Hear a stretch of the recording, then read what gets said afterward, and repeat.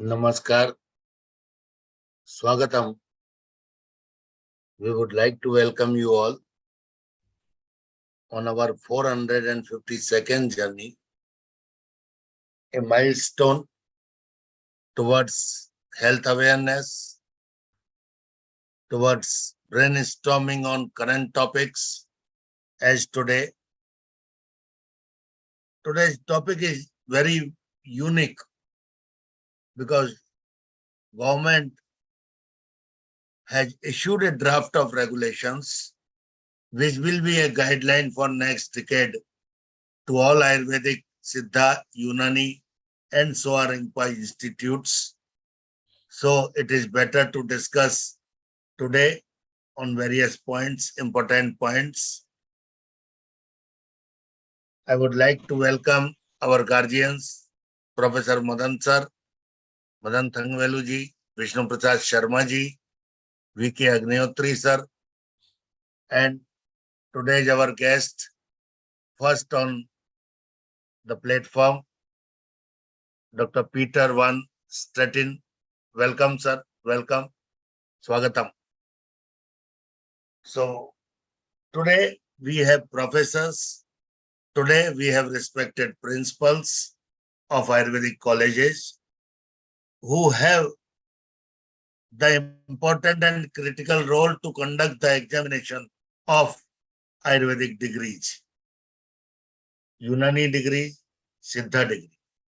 Doctor, I am really fortunate that today Dr. M. Prasad has written me directly that I want to be on your panel from Siddha. We have invited State Drug Licensing Authority, Dr. M. Pichai. So he will be also be joining.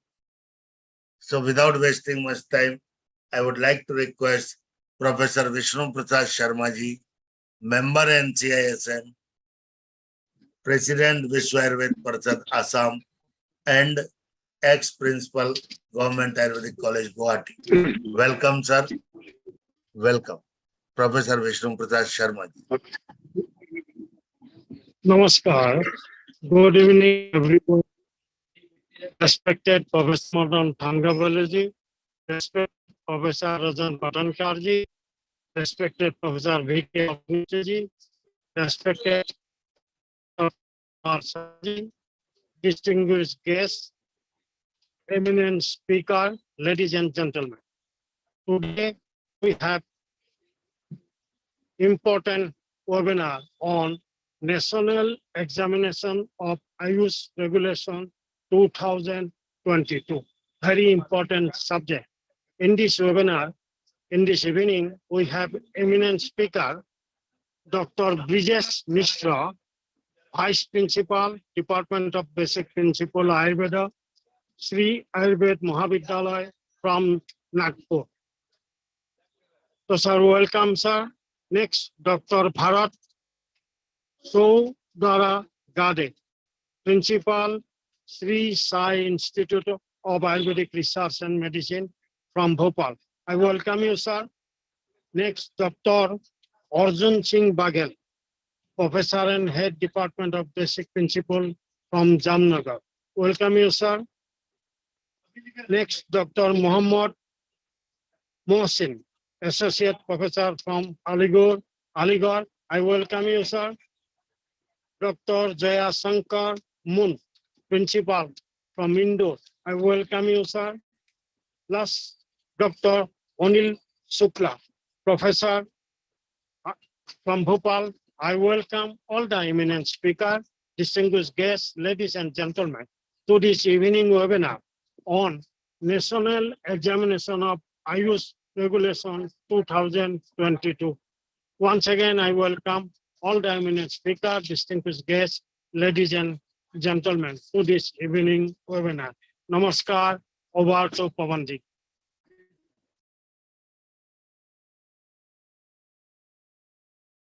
Thank you. Thank you very much, sir, for your initial blessings and welcome. Thank you very much. Now I would like to request Madan sir for his initiation.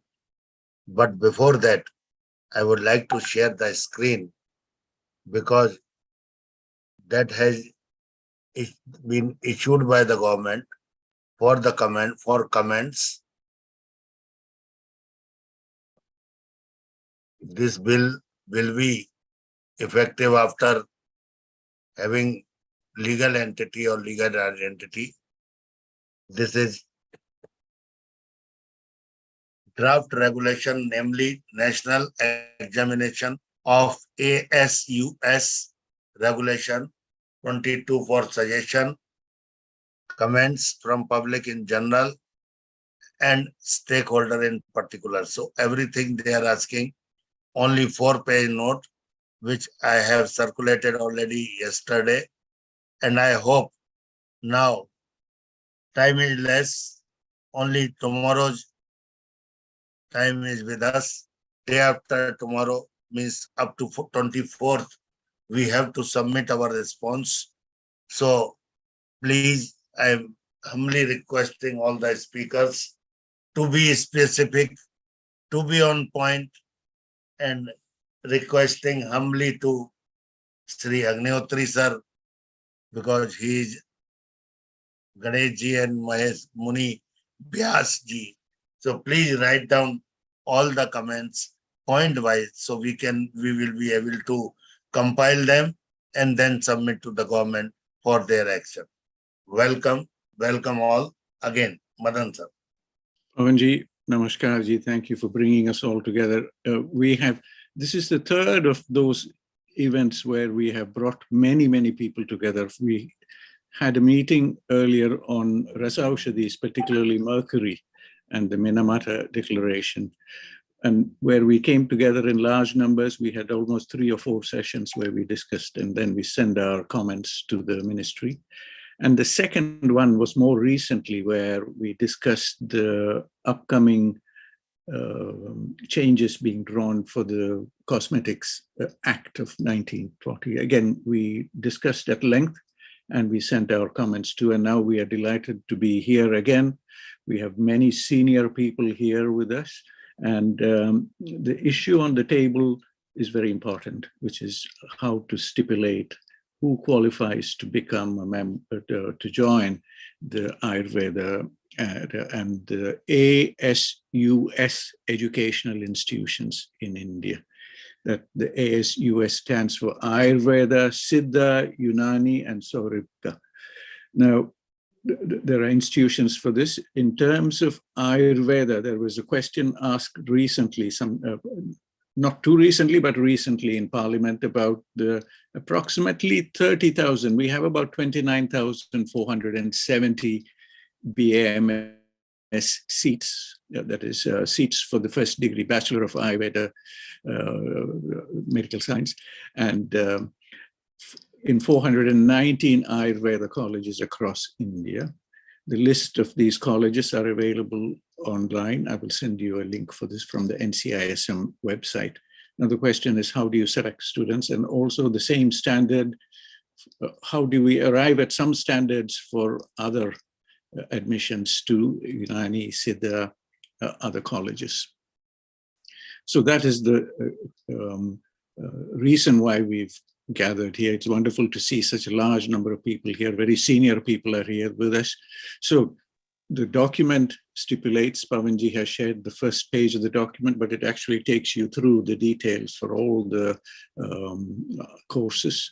And we will get comments from all of you. Your comments are precious, so we don't want to waste too much time with the introduction. You have the documents. Pavanji has shared those documents, but we can put it up on the screen if and when needed. It's available here online. So with those few words, Pavanji, please let us go and obtain as much comments, details from here. The only comment on my part at this point, if I'm permitted early on, which is a reach-through comment, that somewhere we are missing out on the most important thing, which is the state of mind that we are going to provide our students. There is a entry point, an exit point, assessments for all of that. Is that enough to identify whether a student who's coming out of undergraduate program has the right state of mind and understands the national needs, the local needs, and the global needs. So I leave it there. These are dynamic documents. They will improve with time as the government sits and discusses and with comments from people. But at least we should start that discussion here. So thank you, Pavanji, once again for bringing us all together. And we have senior academicians like Agnihotriji here, who's worked many, many decades in academia. They will all be listening carefully to the input from all of you. So once again, deeply grateful that all of you have joined us today for this rather tight deadline that we have, but we will get something out, and that will be a valuable document. Thank you, Pavanji. Thank you, sir. With us, I hope Pradeep Prajapati ji is now settled. With PK Prajapati ji, are you still on the way? क्या आप अभी भी रास्ते में हैं? रास्ते में ही है, अब पहुंच के कर धन्यवाद। लेंगे। तो मैं सर्वप्रथम मेरे senior professor Mohammad Idris sir को आमंत्रित करता हूं। Respected Idris sir is from Tibia Ayurvedic College, New Delhi, from Unani. He is head of Unani there and assessor of Unani QCI NAVH. Welcome, sir. Idris sir, welcome. Idris ji, namaskar ji. Professor Mohammad Idris sir, welcome.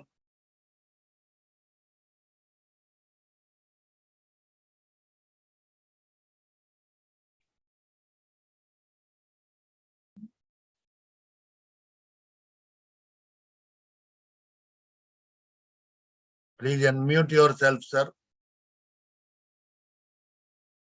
Idris sir.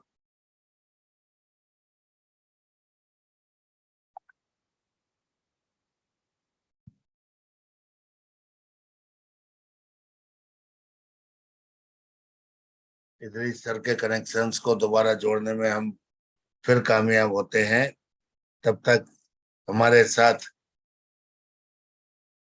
वैद्य पीके प्रजापति को अभी देर है।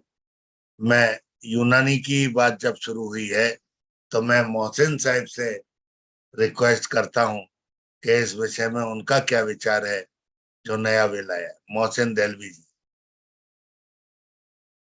ही is president of world Unani foundation.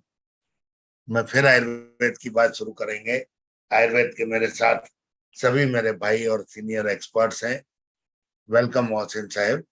Thank you very much पवन जी। इसमें industry से जो reference है, वो जो next का जो एग्जाम है, that is after clearing your BUMS और BAMS, जो उसके बाद जो बिफोर यू प्रैक्टिस, तो ये जो नेक्स्ट का जो एग्जाम है, that is going to affect the manufacturers, because जब तक कि बिकॉज जब हम मैन्युफैक्चरिंग लाइसेंस लेते हैं, so we need technical Ayurvedic या Unani manufacturing chemist, one who identifies, one who is into actual manufacturing. तो हर यूनिट को तकरीबन 2 यूनानी और 2 आयुर्वेदा ग्रेजुएट्स BUMS या BAMS चाहिए होते हैं. Now with this act coming into being, we'll only be able to hire those who have cleared the next. So अब कई दफा होता है people have done this degree and they will not do next.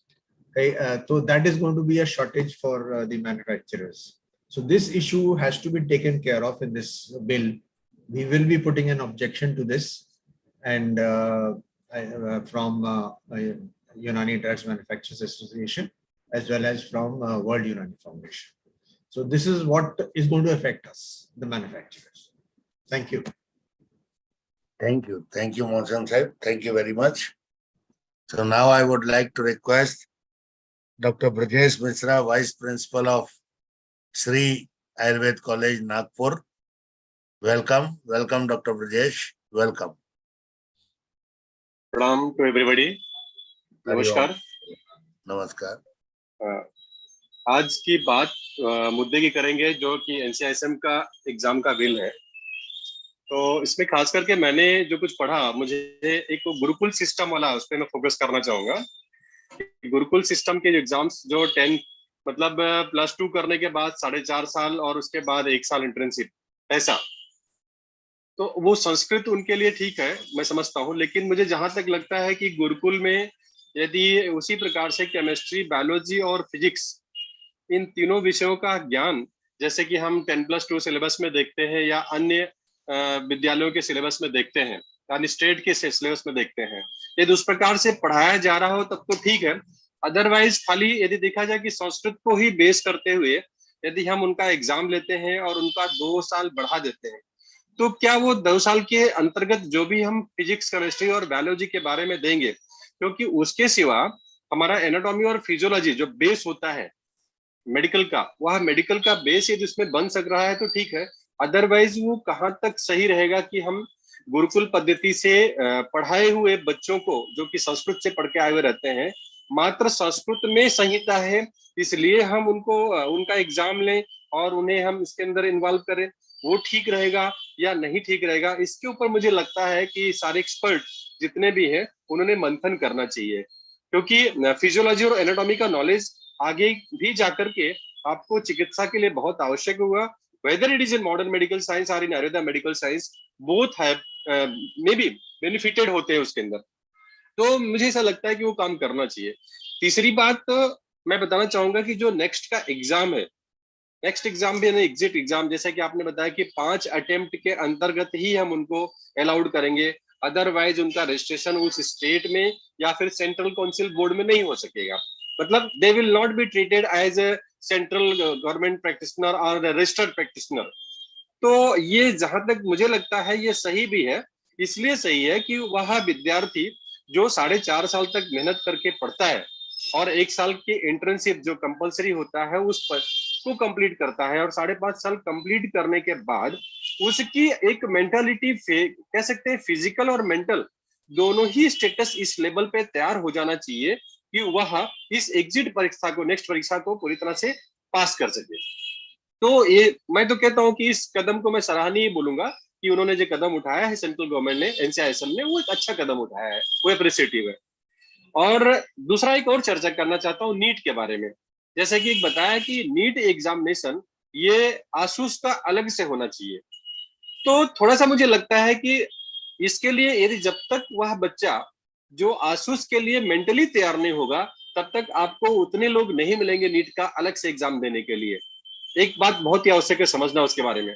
और आज तक यह NEET की परीक्षा वो सेंट्रल गवर्नमेंट कॉमन लेती आई है। कॉमन लेने की वजह से बच्चे चाहे वो 500 मार्क वाले हों और चाहे वो 750 720 मार्क वाले हों, दोनों ही स्थिति ऐसी बनती है, मेरिट के आधार पर उनका निर्णय किया जाता है और उन्हें उसी आधार पर उनका एडमिशन होता है।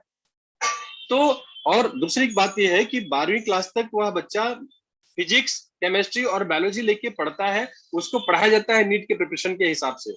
वहां पे किसी भी शिक्षक के द्वारा ये आयुर्वेद का या फिर ये होम्योपैथिक का, ये यूनानी का है या स्वारिक्पा का है, उसके बारे में उसके लिए स्पेशल जानकारी अभी तक नहीं दी जाती है।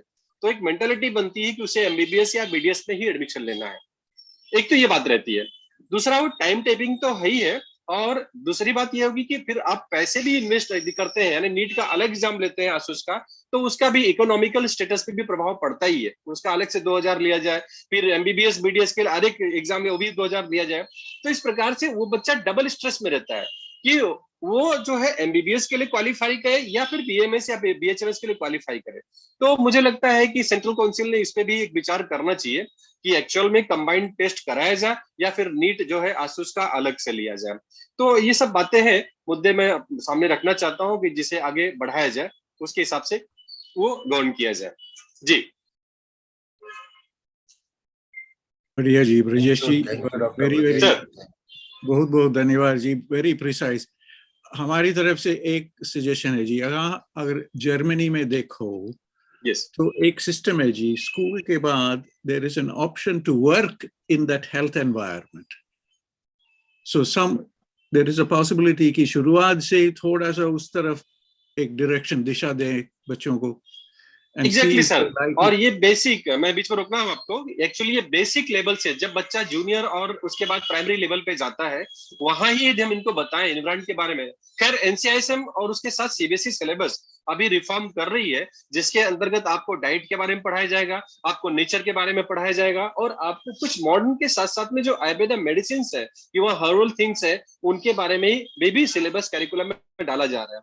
तो इस प्रकार से यदि आने वाले समय में कुछ बच्चों का रुझान जिनका कि आसुस पद्धति की तरफ जाता है बिल्कुल, और वो बिल्कुल, नीट का एग्जाम अलग देते हैं, तो एक अच्छे बच्चे निकलेंगे। एक्चुअली बिल्कुल, रिफ्रेम इसीलिए किया गया है कि हम क्वालिटी बच्चों को निकालें जो जाकर के प्योर जो सिस्टम ऑफ मेडिसिन है, लाइक आसुस सिस्टम बता रहा है, उसकी तरफ ही जाके पढ़े और वो आगे निकाल करके हमारे स्वास्थ्य को जो गड़बड़ नहीं करे। बिकॉज हमारा मोटो क्या है कि स्वस्थ से स्वास्थ्य रक्षम आक्रोश विकार प्रश्न मीन्स फर्स्ट जो प्रिवेंटिव साइंस है यानी हेल्थ को मेंटेन करने वाला साइंस है, हमें उसे कवर करना। तो यदि पर्सन टू पर्सन ये अवेयरनेस होता है, हर घर में लोग डाइट को फॉलो करेंगे, हर घर में लोग लाइफ स्टाइल को फॉलो करेंगे, तो कम से कम चांसेस रहेंगे डिसीज को उत्पन्न होने जी के। हाँ जी। और हाँ, तो इसके लिए भी ये आसूस का जो कदम है ये सराहनीय है, उसमें कोई शक नहीं है। बट ये थोड़ा सा एग्जाम का बर्डन लादना ये कहाँ तक सही है, मुझे लगता है कि it needs experts opinions also. जी बढ़िया जी, Thank you, Ji. Now, Idris sir is with us. I would like to request Professor Mohammad Idris sir from Unani, Tibia College. Welcome, sir. Then Bharat Ji. Welcome, Idris sahib. all the distinguished participants in this evening's program. Professor Madan Sahib, we are meeting up to the wrong time. Professor Vidyesh- Idris sahib, hello, आपकी आवाज धीमी आ रही है। धीमी आ रही है। एक मैं अपनी आवाज को तेज करता हूँ। मैं एज ए टीचर तो मेरी टीचर्स वॉइस है मेरी। जी जी। अब शायद वो बिना माइक्रोफोन थोड़ा और आ जाएगा जी, शायद लगता है आपकी माइक्रोफोन की सेटिंग में कुछ है। हेलो, हाँ जी, आ रही है आवाज, आ रही है सर? हाँ जी, हाँ। थोड़ा और हो सकता है जी, इसकी सेटिंग शायद माइक्रोफोन की जो सेटिंग है जी सिस्टम में, शायद उसमें कुछ है। आवाज तो आ रहा है जी। आ रही है sir. Thank you sir, thank you. Good evening to all of you sir.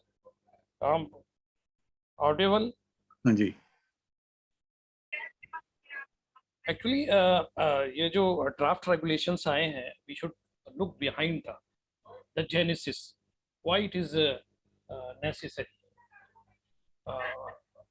We go through the earlier the version of Ayurveda, Unani, Siddha education, which have been governed by the IMCC Act.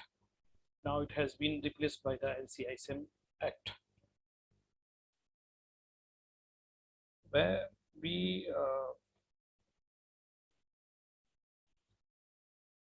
look behind the CCIM's outcome.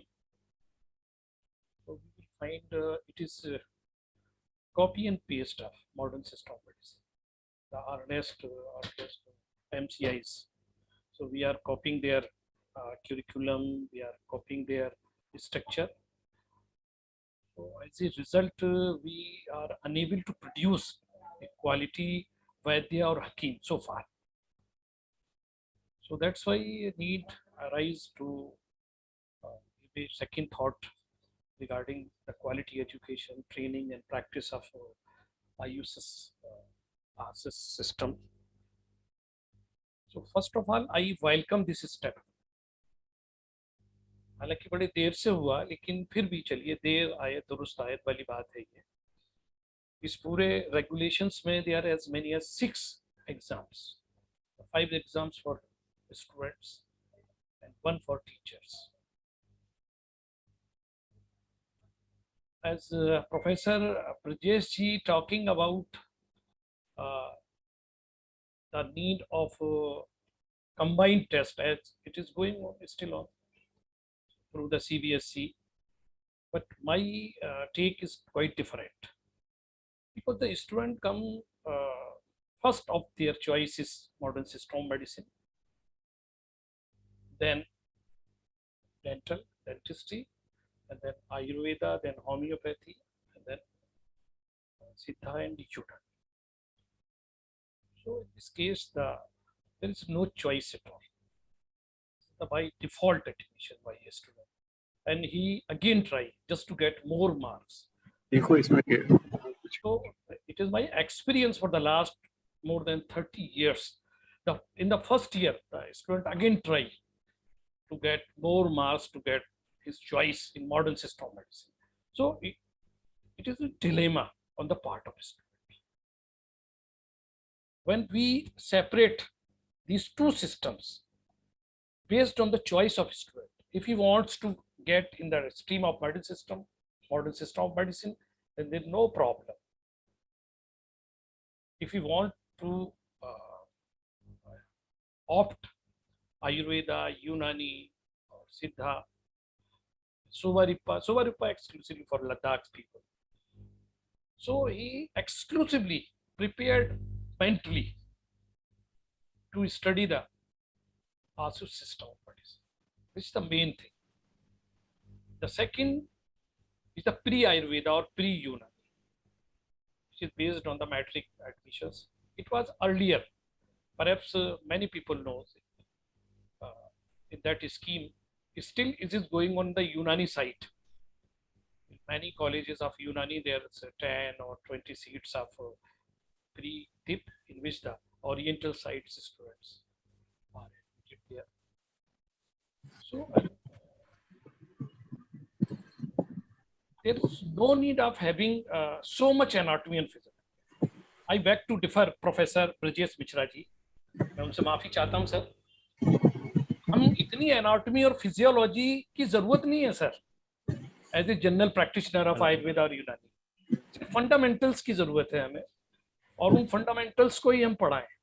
आगे अगर उसको post graduation करना है और मान लीजिए अगर उसको शारीरम में या क्रिया में या रचना में करना है, definitely will go through the all details of anatomy and physiology. We have actually copied all the modern books and their syllabus. So there, I think there is no need to go deeper insight to have such extensive knowledge of in non-clinical subjects. So we should definitely we should teach the Samhita or our ancient texts which are based on our Unani Hakims or Vedyas, so that in this way we can produce the quality Hakim or Vaidya. Otherwise, there is a lot of dilemma. Even in June, there was a meeting in the Planning Commission or the Niti Aayog that there should be one system, one nation, one Chikitsa Pranali, one therapy. So I think 2 or 3 meetings have already been held, and in which all these teams of experts were there. So on their recommendations, a scheme of internship in modern medicine of IU system has already been introduced in the new curriculum of modern medicine, so that they could know about the Ayurveda, Unani, and homeopathy also. So if we want to quality practitioner of AYUSH or quality teachers or quality researchers, then this way of admission is, I think, appropriate. Otherwise, the same dilemma is going on. Integrated medicine, cross therapy, and so many problems arising out, and even SLPs in the Supreme Court have already been filed regarding the right of practice in modern medicine. So in that sense, we couldn't get the quality practitioners. Even today, when we talk about any Vaidya or Hakim, we should prefer a traditional Vaidya, having the family traditions, rather than institutionally trained Vaidya or Hakim. This is my observations. So Right, What is sir. this Very dichotomy? Why this dichotomy? When the institution already existed, not for 1 decade or 3 decades, almost 4 decades, right from the 1970s. very right. IMCC Act implemented in 1970. So there's a lot of institutions, Ayurveda, 500, Unani, 60 colleges, but there is, with due apologies, there's no institutionally trained physician is available nowadays. Suppose, for example, we talk about the Kerala. So in Kerala, we have a lot of Vedas. They are all have background of their family. So in that context, we should look in the sense if we should also provide an opportunity to the Sanskrit or Arabic background student, so they can properly understand the Sanhitas and Unani Oriental books and textbooks or reference books, and we could provide a better treatment. One more example. Suppose we are going in the 2.5 years is going on in the COVID. So there's a need of treatment, not the कि उसकी विपत्ति और उसका उसके बारे में pathology क्या है, यूनानी की, आयुर्वेदा की है, nobody is bothered about it, कि क्योंकि हमें मालूम हो गया उसका माइक्रो ऑर्गेनिज्म क्या है, वायरस हमारे सामने आ गया, और ये पहली बार हुआ है सर, ये पैंडेमिक में विद इन 3 months चाइना ने इसको हमारे सामने रख दिया लाके।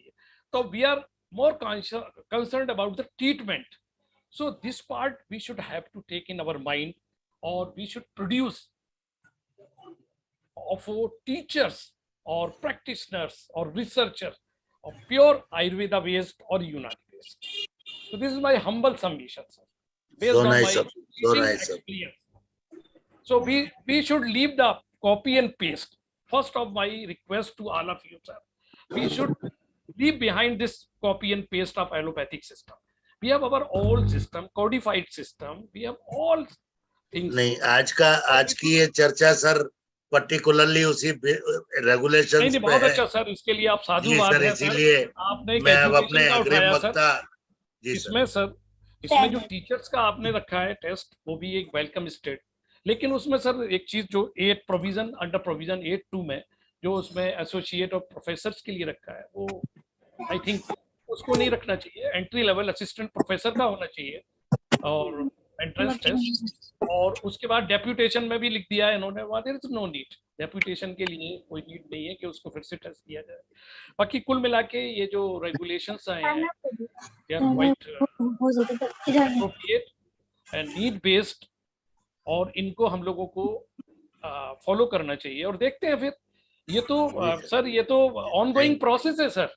राइट सर, राइट सर, ये ऑनगोइंग प्रोसेस है, ये कोई ऐसा नहीं है कि फाइनल है और इसके बाद हम एक बार बैच आने दीजिए सर, इसका गुरुकुल वालों का भी आने दीजिए ना बैच, फिर उसके बाद फिर रीथिंक करेंगे, फिर एक बार पवन जी के साथ बैठेंगे और फिर देखेंगे उसका कि आउटकम में क्या अभी तो 24 तारीख है, साइंटिफिक एनालिसिस करेंगे। वी शुड ऑल वेलकम जी सर। इदरीस सर 24 तारीख को अपने को पॉइंट्स जमा करने हैं, deadline is 24 September and today is 22nd.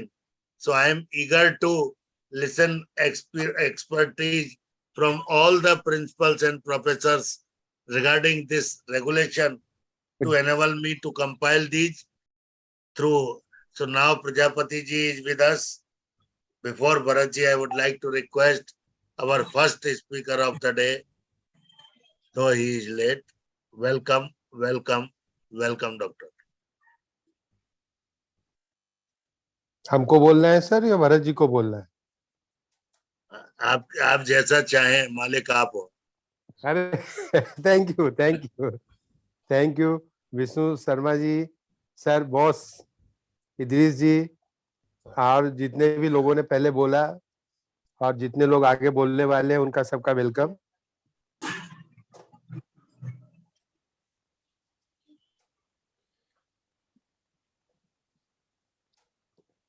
ये बिल अभी हम देख रहे थे और अभी हम आ ही रहे हैं यूनिवर्सिटी से। NCISM का जो यूजी का भी अमेंडमेंट हुआ है उसका चूंकि यूनिवर्सिटीज को अडॉप्ट करना होता है, अडॉप्ट करके अभी उसका एक ड्राफ्ट नोटिफिकेशन बना के ही आ रहे हैं। हम लोगों की एक बहुत सारी डिमांड थी बहुत दिनों से कि जैसा कि अभी ब्रजेश मिश्रा जी ने बोला, नीट और नेक्स्ट और नीट में थोड़ा फर्क है, क्योंकि देखिए जब भी अभी क्वालिफिकेशन के लेवल पे या एजुकेशन के लेवल पे हम बात करें तो आज का जो स्टैंडर्ड पैरामीटर है, हम अभी जितने पुराने वाले लोग हैं वो ये सब जान रहे हैं कि जो क्वालिटी ऑफ एजुकेशन है इतनी कोशिशों के बाद भी काफी डिटोरिएट हुई है। अब उस डिटोरेशन को रोकने के लिए, क्वालिटी स्टैंडर्ड बनाने के लिए ये ऑप्शंस लिए जा रहे हैं। तो इसमें जैसे है कि अब एजुकेशन के लेवल पे देखें, इसमें एक हमारा जैसे पहले एग्जाम ध्यान आ रहा है कि आपने यूजीसी ने मैंडेट किया था कि नेट क्वालिफाई होना चाहिए टीचर बनने के लिए। हमारे यहाँ ऐसी कोई परंपरा थी नहीं, कोई भी कहीं से पढ़ता था, किसी भी कॉलेज से बनता था, और आज भी वो परंपरा चली रही है। कितने लोग जो है पढ़ाते हैं और कितने लोग नहीं पढ़ा रहे, कितने लोग केवल वैसे ही है। मॉरली भी देखिए तो बड़ी दुख के साथ, बिल्कुल एक्चुअल बात यह है कि बड़े दुख के साथ कहना पड़ता है कि हमारे अपने लोग ही हमारी संस्थाओं को खराब कर रहे हैं। अगर वो ईमानदारी से, ऑनेस्टली से सब कुछ कर रहे होते तो आज ये सिचुएशन आने की संभावना बनती नहीं। आज भी हम देखते हैं कि जब नीट एग्जाम होता है, नीट के लिए तैयारी बहुत अच्छा करता है बच्चा। जैसे गुरुकुल की बात की गई है, संस्कृत ठीक है, हमारे को हम संस्कृत वाले बैच के हैं पुराने वाले, और हमारा जस्ट हाफ बैच जो था बिना संस्कृत का था, तो दोनों में बहुत फर्क पड़ जाता है। लेकिन बायोलॉजी कंपलसरी होनी चाहिए, इससे कोई समझौता नहीं करना चाहिए हमको, क्योंकि विदाउट साइंस बैकग्राउंड हमारे सांस को समझना या ह्यूमन फिजियोलॉजी या एनाटॉमी को समझना बड़ा कठिन काम है। इसलिए साइंस बैकग्राउंड तो कंपलसरी है, उसमें तो हमें कोई समझौता करना नहीं चाहिए। और NEET compulsory, all India entrance exam जो भी है वो कॉमन ही एंट्रेंस होना चाहिए, क्योंकि मैक्सिमम टाइम हमने देखा है, अभी कम से कम 20-25 साल तो हमको भी हो गए, जितने भी टेस्ट अलग अलग होते हैं उसमें कहीं ना कहीं कुछ ना कुछ गड़बड़ी हो जाती है। तो जो भी एंट्रेंस एग्जाम होते हैं वो ऑल इंडिया लेवल पे ही होने चाहिए और वो नीट से ही होना चाहिए, बिल्कुल भी अलग नहीं होना चाहिए। प्रेफरेंस है कि जैसे जैसे हमारी पॉपुलैरिटी बढ़ेगी, जैसे जैसे हमारी एफिकेसी बढ़ेगी, हमारी डिलीवरी बढ़ेगी, वैसे वैसे हमारी डिमांड भी बढ़ेगी। इसके लिए तो हमको तैयार रहना पड़ेगा। बेसिकली सीबीएसई ने भी ये प्रोग्राम अडॉप्ट किया है कि ट्रेडिशनल साइंस को वो इनकॉर्पोरेट करने जा रहे हैं हाई स्कूल और इंटर के लेवल पे। ऑलरेडी ड्राफ्ट बन चुका है, नोटिफिकेशन होने की जरूरत है, तो काफी कुछ काम चल रहा है हर लेवल पर। एक्सपोजर की बात जहां तक है, अगर हमने बहुत से ऐसी जगह इंटरव्यू लिए हैं। अभी मेडिकल ऑफिसर के इंटरव्यू लेने जब हम जाते हैं तो हम पूछते हैं कितने दिन आपने इंटर्नशिप की, किस हॉस्पिटल में की, कितने पेशेंट देखे, तो 0 का परसेंटेज आता है मेरे सामने। कुछ बच्चे ऐसे, सर हम लोगों की इंटर्नशिप तो पेपर पे ही हो गई, हमने एक भी पेशेंट नहीं देखे। ऐसे बच्चों के लिए वापस में वही बात आ जाती है। और जो फॉरेन से पढ़ के आते हैं उन लोगों के लिए, सबके लिए एक कॉमन टेस्ट पास करना जरूरी होना चाहिए, जिससे कि वो प्रैक्टिस के लिए अलाउ हो सके। बेसिक क्वालिफिकेशन बेसिक हो जाती है, लेकिन उनको कितना नॉलेज है, कितना गेन है, ये तो हमें देखना पड़ेगा। इसलिए गवर्नमेंट ने वो इतना सब जो वेरिएशन है 0 से लेकर 100% तक का वेरिएशन है, उसको कहीं ना कहीं एक पैरामीटर में लाना पड़ेगा, जिसके लिए ये प्रोसीजर अडॉप्ट किया जा रहा है। इसमें कुछ हो सकता है, कई पॉइंट्स ऐसे भी हैं जिनको अभी हमें रीथिंक करने की जरूरत है। जहां तक टाइम फैक्टर का बात है, जहां हमें ध्यान आ रहा है, डॉक्टर साहब 5 सितंबर को ये ड्राफ्ट नोटिफिकेशन पब्लिश हुआ है। इनिशियली इसमें 20 डेज का ऑप्शन दिया गया था, लेकिन अभी उसे बढ़ा के 30 डेज कर दिया गया, एक ओरिएंडम आ गया। तो हमारे पास टाइम है अभी इस पे देने के लिए सजेशंस। ये कंपलसरी 24 मैंडेटरी नहीं है, थोड़ा आगे 10 दिन का और टाइम हमारे बढ़ गया है, तो इसको भी हम देख ले। और हमें लगता है कि इस पे हर पॉइंट पे ज्यादातर तो हमें लगता है कि एक तो इंट्रेंस एग्जाम, जो हमारा इंट्रेंस एग्जाम है नीट वाला, वो तो नीट कॉमन इंट्रेंस एग्जाम ही होना चाहिए, उसके लिए हमें डेविएशन नहीं देना चाहिए बिल्कुल भी। हाँ, उसमें जैसे अभी हम लोग पढ़ते थे 12th में संस्कृत पढ़ते थे, तो 12th में जो संस्कृत पढ़े हुए हैं, जैसे हम वो संस्कृत पढ़े हुए, तो संस्कृत होता ही है कि विदाउट संस्कृत आयुर्वेद को समझना बड़ा कठिन काम। इसीलिए फर्स्ट ईयर में संस्कृत सब्जेक्ट डाला गया है, मैंडेटरी किया गया है, लोग पढ़ते हैं, समझते हैं। लेकिन वो समझ कब पैदा होती है? जब हम प्रैक्टिस में बैठते हैं। प्रैक्टिस में भी जब हम आयुर्वेद प्रैक्टिस करते हैं, श्लोक की फलश्रुति पढ़ते हैं, कंटेंट पढ़ते हैं रख के, तभी हमें समझ में आता है, अदरवाइज समझ में नहीं आता है। फिर तो हम 50% आयुर्वेद, 50% मॉडर्न, और कुछ तो बिल्कुल ही मॉडर्न ही इंजेक्शन टैबलेट पे ही चलते रहते हैं। तो ये सब चीजें हमको कंसीडर करनी चाहिए, इन चीजों को देखते हुए, और उसके आधार पे इवैल्यूएशन सिस्टम हमारा होना चाहिए। टीचर्स अपॉइंटमेंट होने के लिए बिल्कुल, मेरा तो बिल्कुल 100% ये है कि इसमें एक कॉमन एंट्रेंस एग्जाम होना चाहिए, जिसको जो पास करेगा वही टीचर बन सकता है। ऐसे ही आयुर्वेद में प्रैक्टिस करने के लिए भी एक कॉमन एंट्रेंस एग्जाम होना चाहिए। वेरिएशन बहुत ज्यादा है हमारे कॉलेज के लेवल पे, और जितने लोग गए हैं कॉलेजेस में, ईमानदारी से आप बात करें तो आपको दिखता है कितना सारा वेरिएशन है।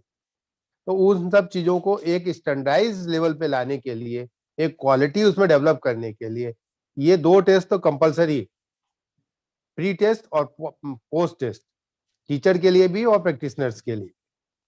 ये टेस्ट पास हो जाने के बाद कम से कम इतना तो हम जानेंगे कि हाँ, बच्चा इतना तो जानता है ना, कम से कम। उतना भी नहीं जाने तो प्रैक्टिस करके क्या लोगों को मारने के लिए बैठेगा, या फिर वही एंटीबायोटिक एनाल्जेसिक और एंटीपायरेटिक पे ही रह जाएगा, दूसरों की तरह आरएमपी की तरह बॉटल चढ़ाएगा। तो ये नहीं होना चाहिए। तो इसको ठीक करने के लिए ये इनिशिएटिव लिया गया है, गवर्नमेंट की तरफ से डायरेक्शंस था, और बहुत दिनों से हम लोगों की डिमांड थी, और बहुत दिनों के बाद वो इस फॉर्म में आई है। अब इसमें जहां-जहां हमको इम्प्रूवमेंट करने की जरूरत है, उसमें हमें सजेशन देने की जरूरत है। आप लोग पॉइंट वाइज अगर डिस्कशन हो सके तो बहुत अच्छी बात है, क्योंकि हमारे पास टाइम है, इसलिए हम थोड़ा सा इसमें और टाइम लेंगे सबमिशन करने के लिए, लेकिन ये इस पे हम सबमिट जरूर करेंगे।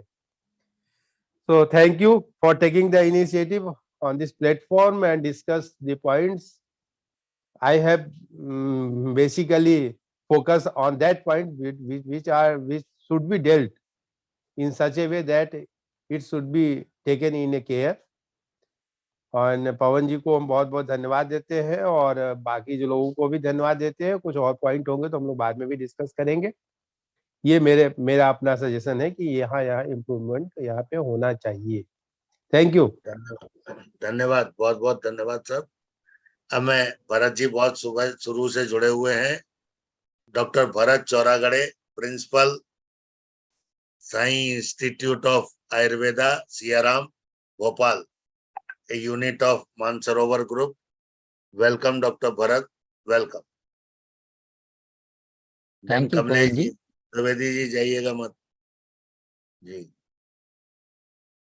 पवन जी, मेरी आवाज आ रही है? स्वागतम, स्वागतम। Yes, loud and clear. Very good evening to one and all. At the outset, I would like to express my sincere thanks to Pawan ji for giving me an opportunity to speak in front of all stalwarts from different specializations. If you go through this particular bill, which rather draft, so in that draft, there are some interesting points which I have noted. And suppose if we take the first point, that is the creation of the examination cell. I think this is one of the necessary thing which should be created at the central level, so that guidelines can be issued, a universal guidelines can be issued. So that is number one, which I find that is a good step which the NCSM has taken.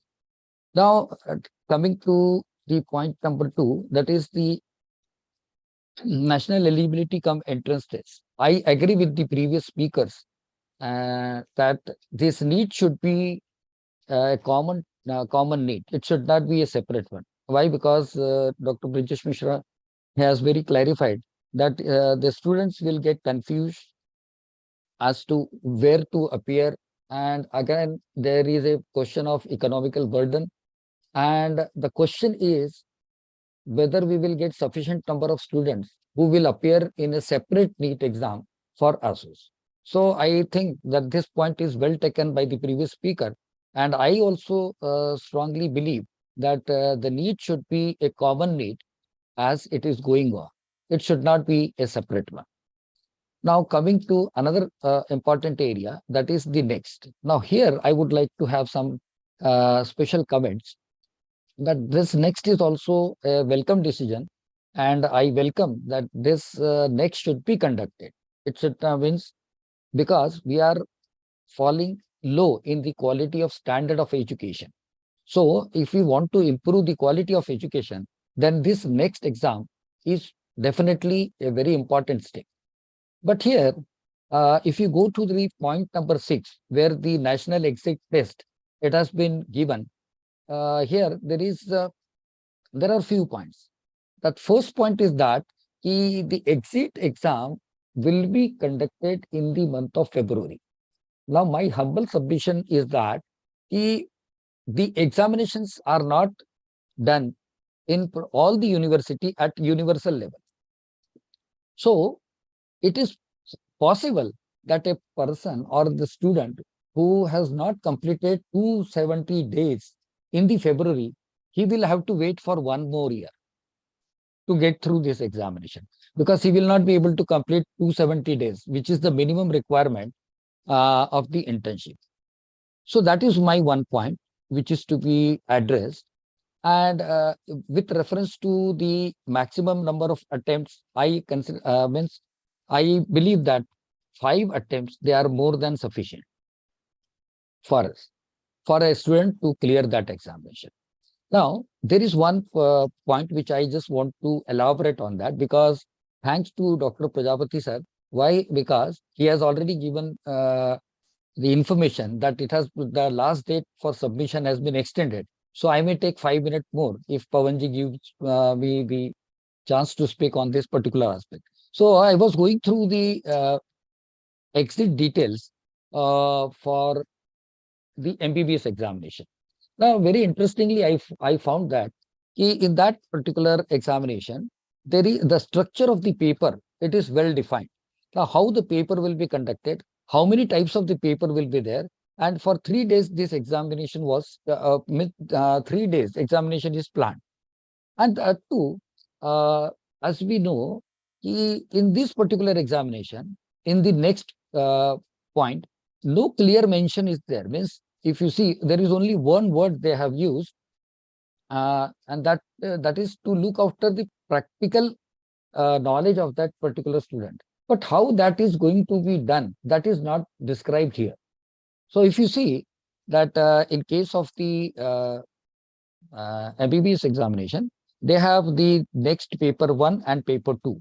So a student who is appearing for paper 1, he is appearing at the final level, and paper 2 is at the end of the internship. So this is something which is very unique, and it is having some logic also. So I strongly suggest that in this particular next exam, which is to be conducted, the clarity of the examination should be given, so that we can think on that, how the examination would be conducted. So as we know, the learning domains, the first is the cognitive domain, the assertive domain, and psychomotor skill. So how exactly we are going to examine those students, whether they are qualifying for that particular exit examination, and those who are qualifying or those who clear this examination, whether they will be whether we are in a position to claim that this particular student who has cleared this next examination is definitely going to become a successful practitioner. So what kind of examination is there, that has to be clarified. So in case of modern medicine, it is very clearly written, and the subjects are also demarcated. They have given the each and every detail, and how the day 1, day 2, day 3, in these 3 days, how they are going to conduct the examination at the level of MCQs, at the level of SAQs, at the level of LAQs, and the more important thing, the clinical skill needs to be verified. So that is one of the important area where we need to be focused, and it has to be described in a very this description is needed here. Now, another case is that In this case, if you go to the next point, that is the postgraduate examination. Now, in this postgraduate examination also, the we only take the examination of the postgraduate student based on only MCQs.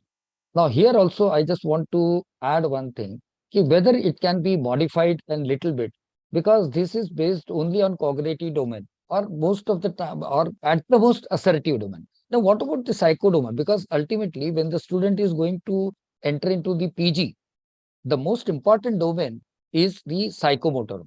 But there is no provision in the examination wherein we can examine the psychomotor domain. So that is very important thing, which I feel that should be added or that should be modified in that.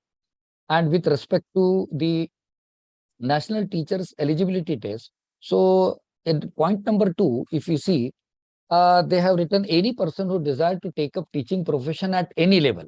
Now, this particular sentence is not very clear. Means any person who desire to take up teaching profession at any level, means whether the already those who are professors, already those who have done everything. Now, for what? For them, nothing can be done. So, when we say that at entry level, means entry level will be only at the level of the assistant professor.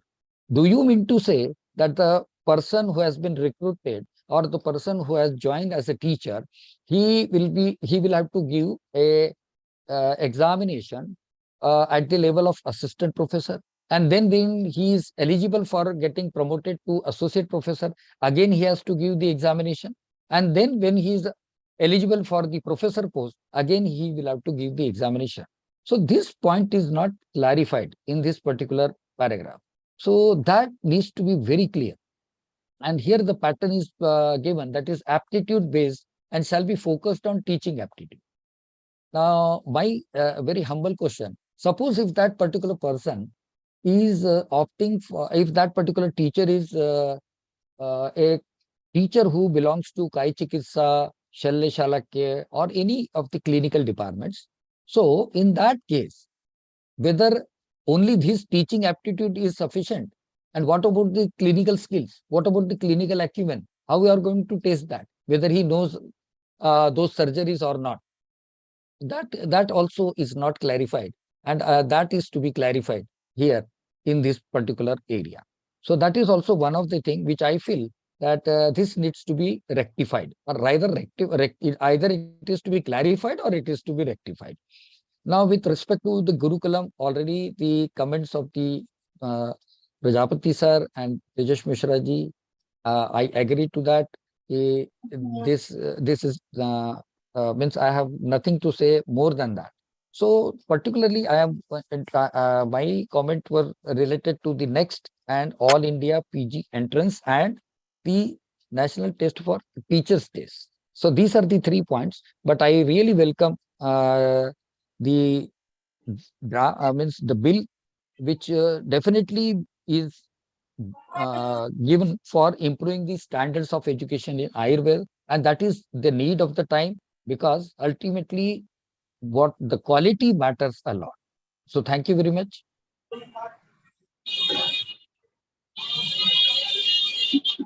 Over to Pawan ji. Thank you, Dr. Bharat. Thank you very much. Very precise and nice comments, directly pinpointed. Now I would like to request Dr. Arjun Singh Baghel from ITRA. Dr. Arjun Singh Baghel from Jamnagar. Arjun जी कृपा करके आप unmute कीजिए. Yes, yes, welcome. Yes, sir. Namaskar to all. Hari Om, Swagatam. And a special thank to Pawan Sharma ji, who is taking this burning topic, and all the seniors, all the speakers who are participating in this webinar. So almost all the points concerned of today's topic, that is draft of National Examination of ASUS regulation. As it is a part of NCISM Act 2020. In there, almost new act, new bill for the development of the education, development of the system, and particularly this NCISM Act 2020 is for the quality education and the periodical assessment and adaptation of the latest medical research professionals and techniques. So these are the features of this act, and some other part which is not part of the discussion. And the act was in our hand on 20th September, and there is a in fourth chapter, chapter 4, national examination in 14 number, that is national eligibility entrance test, and 15 national exit test, and postgraduate national entrance test, and 17 was a national teachers eligibility test for Indian system of medicine. So today we are discussing about the part of that act. So on the basis of that act, the regulation will be dropped. So it is just dropped. In draft, almost all the speaker clearly said that. So I am just repeating. The first is the national eligibility cum entrance test, NEET. So NEET should be combined, because all the eligibility criteria, all the assessment, etc., is the common, and person and the student candidate also the same area. So I am also support all the previous speakers who are recommended for common test, not separate for ASUS, because that is the conducting by the one national test agency. It is the trustable and very good conducting the test. So all other things described in these points, like eligibility criteria, central council committee, percentage, etc., all the things is very much clear. But test should not be separate. It should be in common platform for like medical, dental, etc. So because in one regulation, that is on the basis of this act only, 16 February, all the detail there is clearly said national eligibility test will be performed by them, and they are clearly eligibility and all the criteria. But I want to say here, for the eligibility here in kept as a percentile. If 50 percentile is getting marks, so that will be eligible, and it should be in percentage basis, because last year they reduced the percentile, and if you calculate the percentile, it will only 16% and 17%. So the passing criteria should be eligible criteria for this NEET test for Ayurvedic ASUS system, Indian system. So it should be in percentage basis, because last year because so many seats were vacant, so it was reduced by the percentile basis. So in percentage calculation, it was very low. And same thing, fifth, I want to discuss it is related to SOA RIMPA, and next it is the important issue, national exit test. Next, I think and it is my personal view, it should not be there, because already a student invest their education. So we have to upgrade our education system. Means he is passing 3 examinations, and after again is a next examination. It is not a justified way, I think. So we have to improve our assessment system, quality system, and the examination system in BMS level. So no need to exam, because there one 6 point is written. Without qualifying the examination, no graduate from the any system of the medicine shall be eligible to get a register in the state national register. So it will be harmful for those any reason he not qualify, and only 5 attempt is given. So I oppose this test particularly. So rather than we have to quality education, quality examination in BMS examination should be more upgraded. And postgraduate, next is 7th is postgraduate interestment. It is essential, and I think present system, which is based on the MCQ system, it is I think proper. So previous speaker said some cognitive domain related question also should be required, but I think MCQ is better, and all other points are related. This point is okay. And next 8th is a national teachers eligibility test. So here also I am same opinion.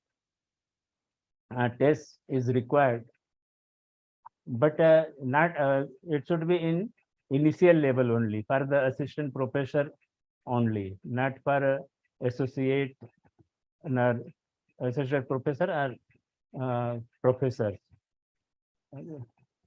even in first time, but it should be for initial level. So if he qualify, so he can at the entry level it is essential, and all other patterns age related and qualification is okay. But on the second point I am not clear, so it should be for assistant professors only.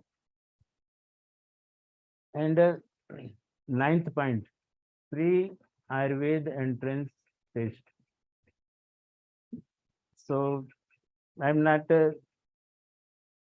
concerned about this because after 10th pass, the for the entry level this Gurukul system, because I have not seen the curriculum of Gurukul system, what pattern will be there. So I want to say just because Guru should be first prepare, then we can start the Gurukul. So what type curriculum is there? So I'm not to speak about here. And previous speaker like said about this Gurukul system, Vijay Mishra, that is Sanskrit. So here not only Sanskrit, other education, 10th education also included for this. So no other concern about comments of this also. So with this comment, I Thank you, Dr. Arjun. Thank you very much. Now, as a next speaker, I would like to request Professor Mohsin from Aligarh, Mohammad Mohsin Sahib from Unani.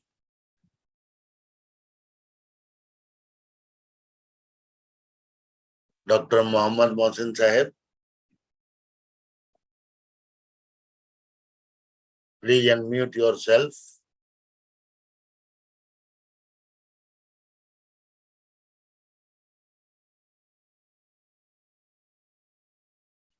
From Siddha, I would like to welcome Ved M. Prasad ji. Welcome, sir. Welcome. Your valuable comment, sir. Oh, Welcome. Namaste, Namaste, Bhavanji. Namaste. Namaste. Namaste, sir. First of all, thank you very much for giving me this opportunity. Unfortunately, I could not listen to all the comments previously because I was in another session.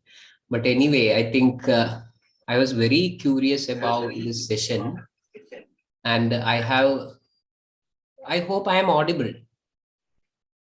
Okay. Clear, very loud and clear. Okay, thank you. Then, see, I went through the details very well, and I understand that certain things are to be commented upon very seriously. I'll take the simple things first, like in the third clause, third 4A, under the fifth, we can find that 4 principles are included from one from each ASUS systems as members in that committee. So I think there is a chance that the self-financing sector, which is the leading sector in the education, may not be properly represented.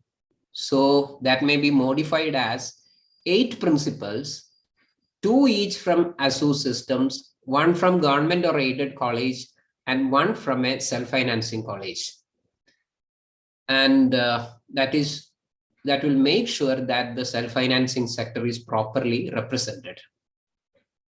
Similarly, in the 3(4)(b)(3),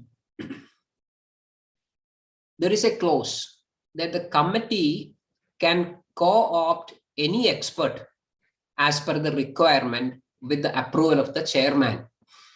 Same can be seen in 2 committees. That means 3(4)(b)(3) and 3(5)(b)(3).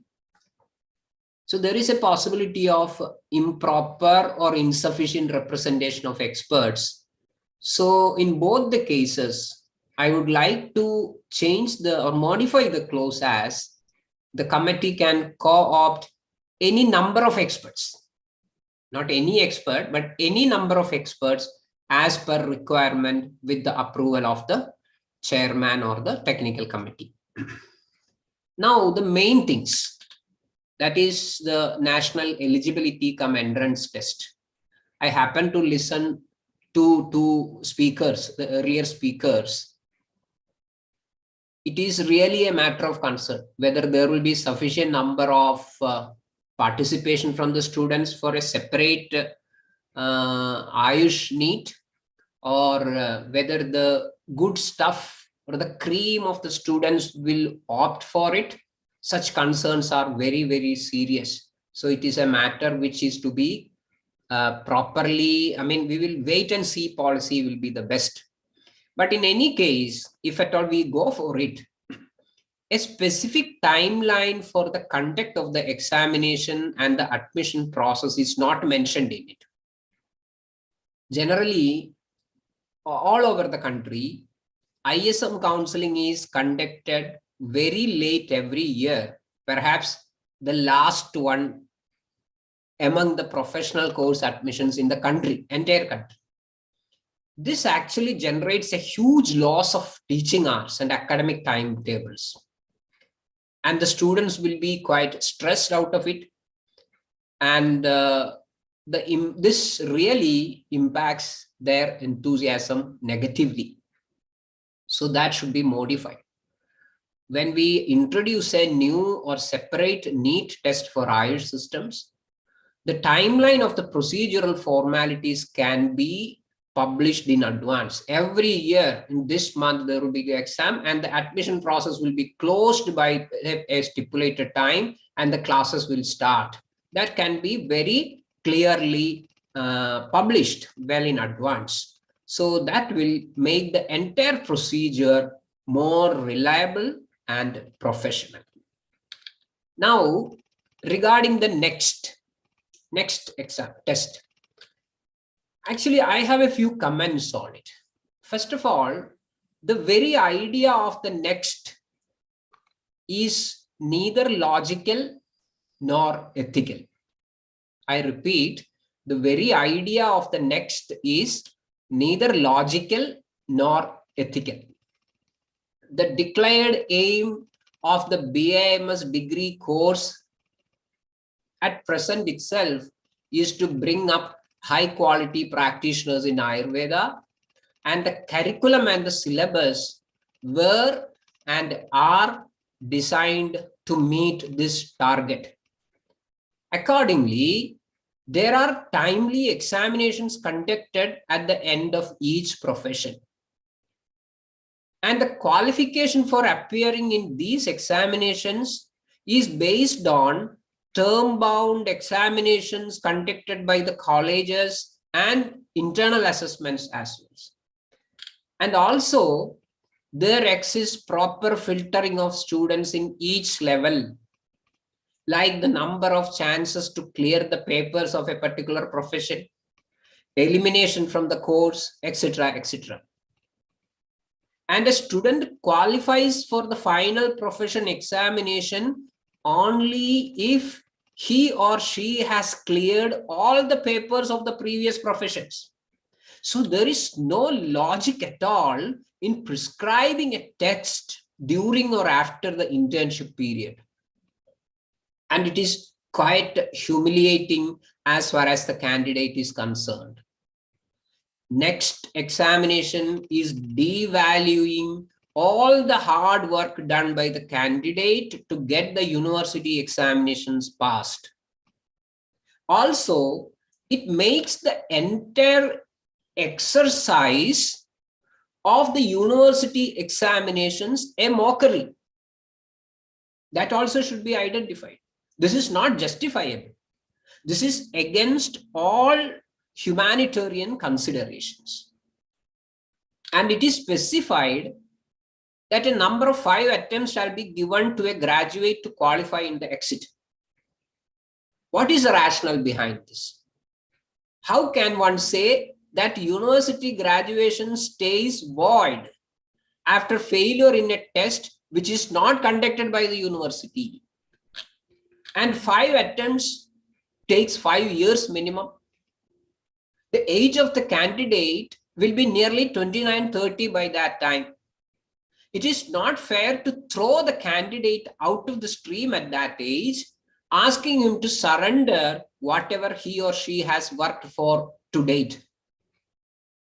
And it also proposes that if a candidate does not clear the examinations after 5 attempts, his graduation degree shall be considered for all other job opportunities where medical registration is not mandatory. That has become a joke actually. Who will endorse such an undervalued degree as a norm for employment? How can the commission offer that such a degree with an incomplete academic portfolio shall be endorsed by other employers as a valid qualification for a job? And will the universities award the candidate a degree BAMS without passing the next? If yes, will that degree certificate carry a mention that he is not fit for medical practice? If yes, will it be a degree of appreciation or humiliation? How can it be logical or ethical to deny the right to practice after completion of the course and rotatory internship? So these are very, very serious issues related to next. So my proposal is that the concept of next shall be withdrawn completely. If the intention of the council is to improve the quality of the products, that is what we were mentioning about. If we have to improve the quality of the products of the academies, the product shall be on improving the quality of the producers, the teachers primarily, and the raw materials used to produce, that is the syllabus and curriculum. The teachers shall be thoroughly oriented on a timely basis throughout their service period, and special modules on the teaching methodology shall be intensively imparted to them. And the service-based promotions should be based on academic performance, not just based on the length of the service. The UG syllabus and curriculum should be basic and realistic to meet the proposed target. It is not the brains of the children are not supposed to be the dumping grounds of all rubbish materials. And it shall be realized that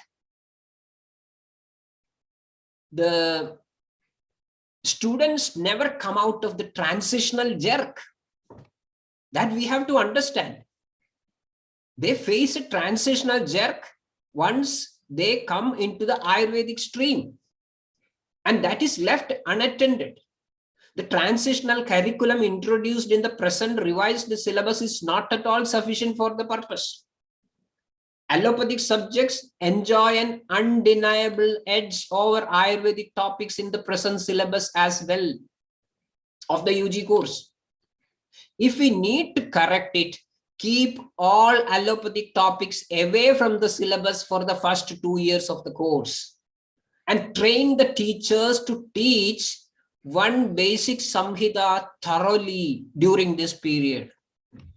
This will change the scenario of Ayurvedic education from the top to the bottom. That is the most important thing. Now, regarding the PG National Entrance Test, very good. Again, propose a correct schedule. When will be the exam? When will be the admission procedure closed? And when the classes will start? Now, regarding the national eligibility test for the teachers, I'm winding up, sorry, just in one last clause.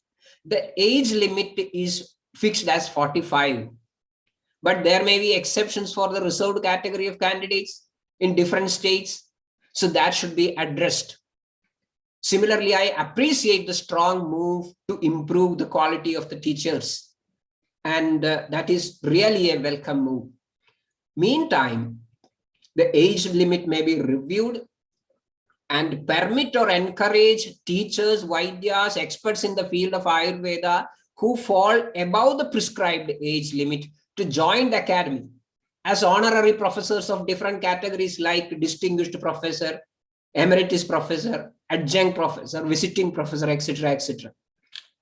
And they shall be given all the privileges except being a member to meet the MSR as prescribed by the council.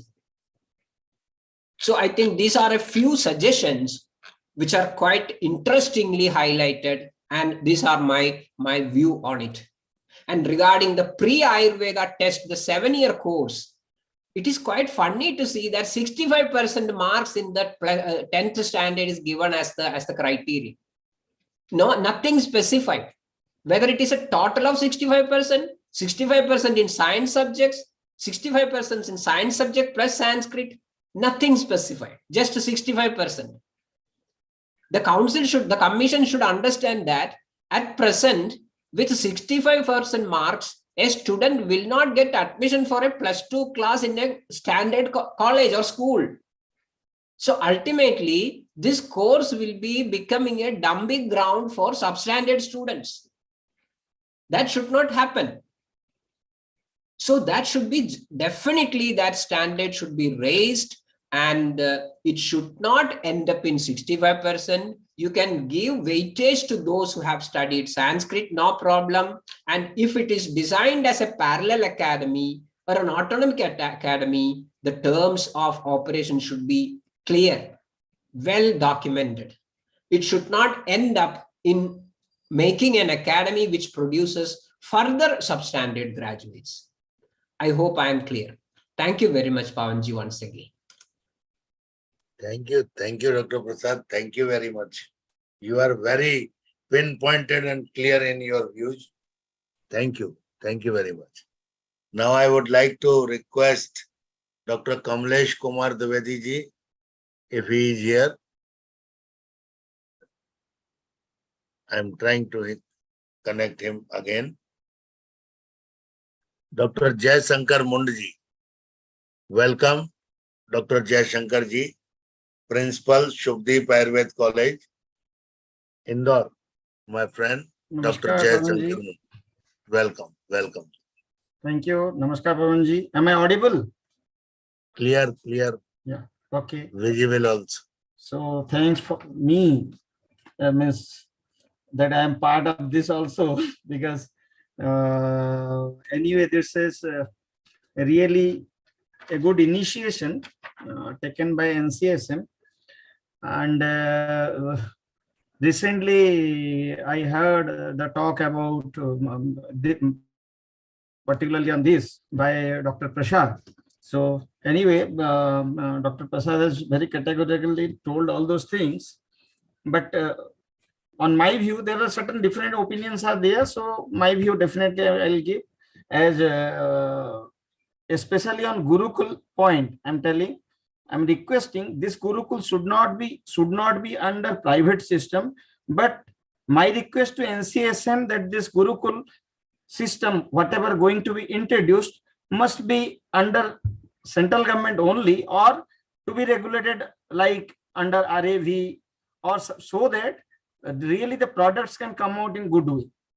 So that is one on Gurukul system I can tell. And regarding the 65%, again, Dr. Prasad sir, 65% is for eligibility for appearing entrance exam. It is not for admission. So entrance exam, again, they will be filtering is there.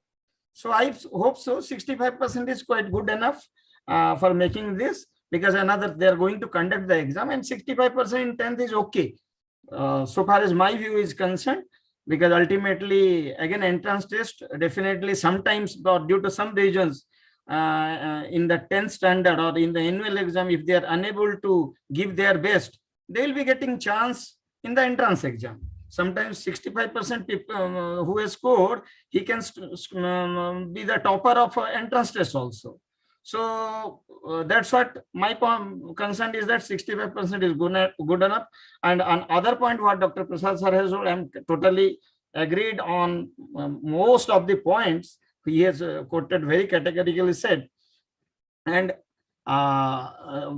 next, so far as the entrance exam for the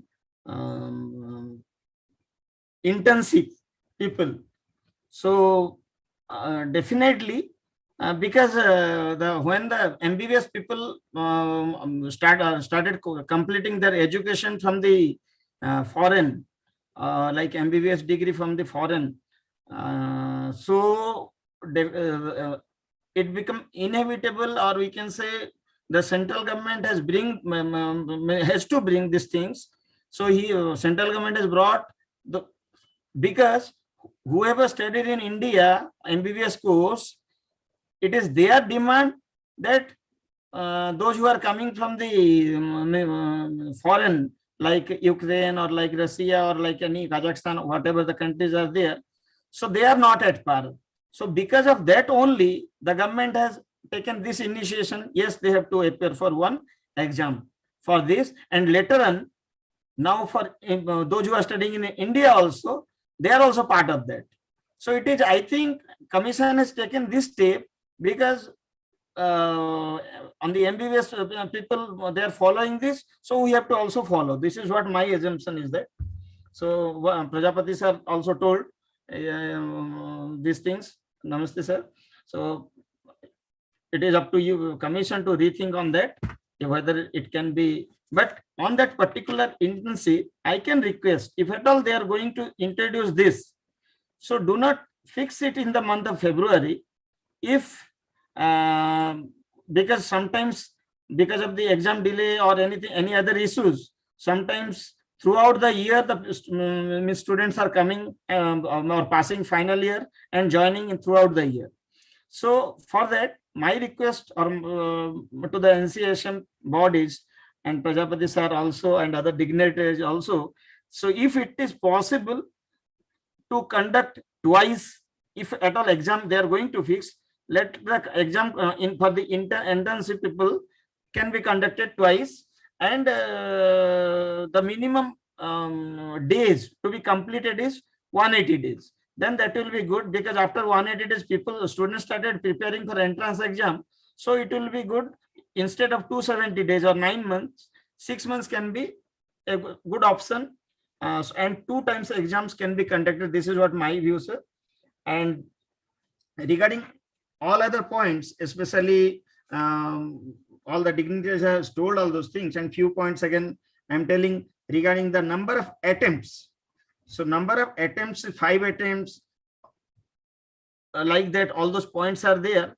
Instead, again, we have to rethink on this regarding the attempts.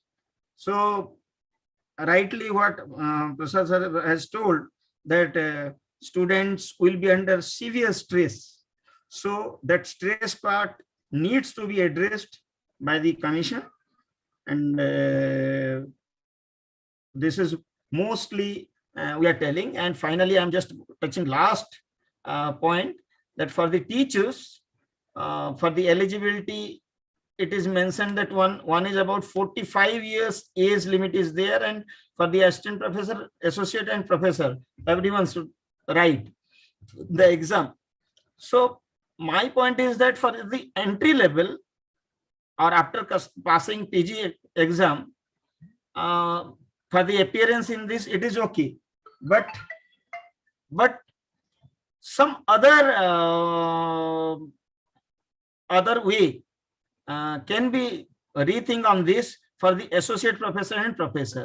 For the assistant professor, let this test be okay, but for the associate and professors, there will be some changes or modification is required. They must be, or in other way, any other format to be think in this regard, so that because in the beginning level they are totally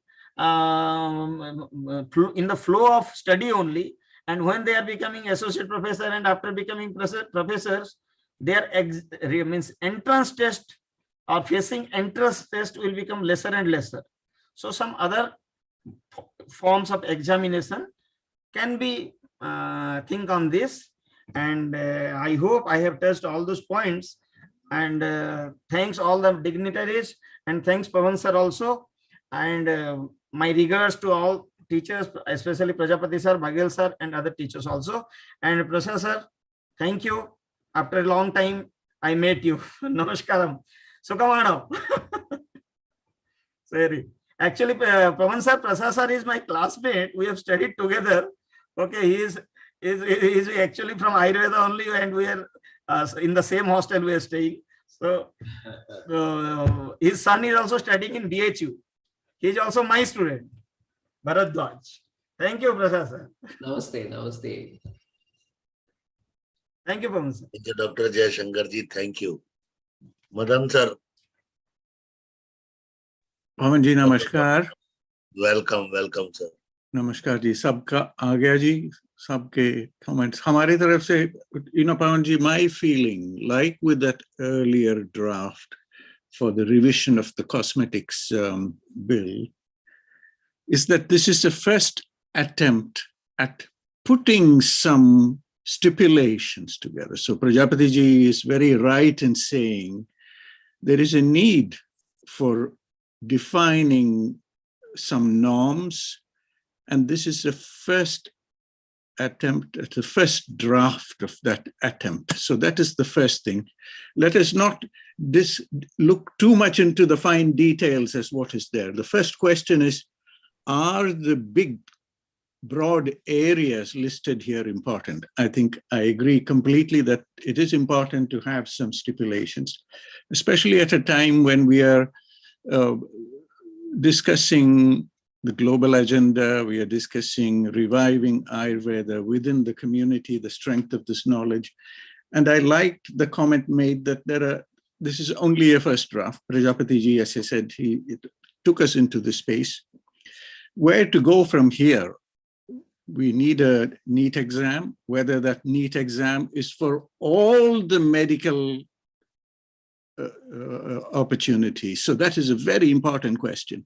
And I think this one health, one nation, one health demands that kind of thinking, that we have only one exam for all the medical areas. That includes the whole thing, not only the AYUSH systems, but also. So that would be my first recommendation, that we come together to agree on that. that no one medical system is superior to another. So I think Prasadji's comment there is very important, that all the systems are at par.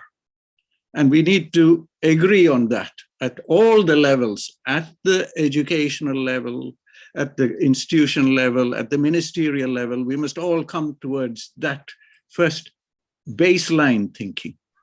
And perhaps we should also get that input from other parts of the world. We now have AYUSH professors in Europe.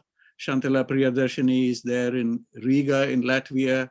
We have our Professor Saab Sharmaji, Ish Sharmaji is there in Mauritius right now as AYUSH professor. Bring them all into this dialogue. And that we are saying that we are calling for a one nation, one health system. Modern medicine, Ayurveda, Unani, Siddha, they are all at par in terms, because they all handle patients, you see, they all handle individuals who are unwell. So why have these differences? So, and number two, in that neat system, we must have an opportunity to understand how to encourage the growth of that medical thinking, you know, an affinity for the medical practice. We need to understand that. It is no use just passing an exam and just starting your medical career. Prasadji's comment is very important, that you must have an understanding of Sanskritam. If it is Ayurveda, if it is Unani, then a good understanding of Farsi or Arabic or Urdu. You have to have it, because all the textbooks are in that language. If you come into Siddha, you must know Tamil. Otherwise, you won't understand any of those texts. So those kind of stipulations, the bigger picture must be made very, very clear. And we must be proud about this, that we have a one nation, one health opportunity to bring all those systems at par and to give equal validity for all the systems of medicine. So this is a first attempt at doing that. And I feel it's a good attempt. We need many, many more rounds of these kind of detailed discussions, frank sharing of thoughts and opinions, and make sure that there is a constant revision of this work that's going on. So somewhere in the back office of the ministry, maybe in the Prime Minister's office, maybe in the Cabinet office, there must be a team of people who are working 24 hours a day, 7 days a week to refine this thinking. Because the call for one nation, one health is coming from the Prime Minister's office. So they must allocate a dedicated team of 4 people or 5 people or whatever that number is, whose job is to think about this problem 24 hours a day, 7 days a week, 365 days a year, for the next 2 or 3 years, and really find out where we need strengthening of these things. India needs many more. We now have 30,000 admissions a year. 30,000 admissions for a nation with 1,400 million people is not enough. It doesn't satisfy the nation's needs. We need a major rethink in those directions. I think we need a major rethink in those policy directions, you know. As a young child, my father used to be the dean of the first government medical college in Kerala, in Trivandrum. And later in life, as we were growing up, he would talk to us and he would say, Kerala needs at least 33 medical colleges. It already had 18 medical colleges. And I asked him, why do we need so many colleges? We already have enough. The first few times he kept quiet. He never gave me his algorithm, you know, what his thinking was. Later he said, every nation must have at least one medical college for every million population. That's a simple formula. And I think in today's needs, that number needs to be increased more. We need more than one for every million people. Additionally, we must understand the very deep foundations of what we mean by health and what we mean by disease. and why these two things are very different, and how do we train people. We want to train people to understand Dinacharya, Ritucharya, Swasthavrit. Earlier today, I emailed Agnihotriji about what is happening in the UK today about healthcare coaches, health coaches, which is all to do with Swasthavrit, you know. What Ayurveda has been talking for thousands of years about Swasthavrit, about deep principles like Ritu Sandhi, many things that are there, you know. So I feel this is, in brief, Pavanji, this is only a first draft of a first attempt. And Prajapati ji is here listening to this. Prajapati ji, our feeling is this is a first draft of a first attempt. We need more concerted effort.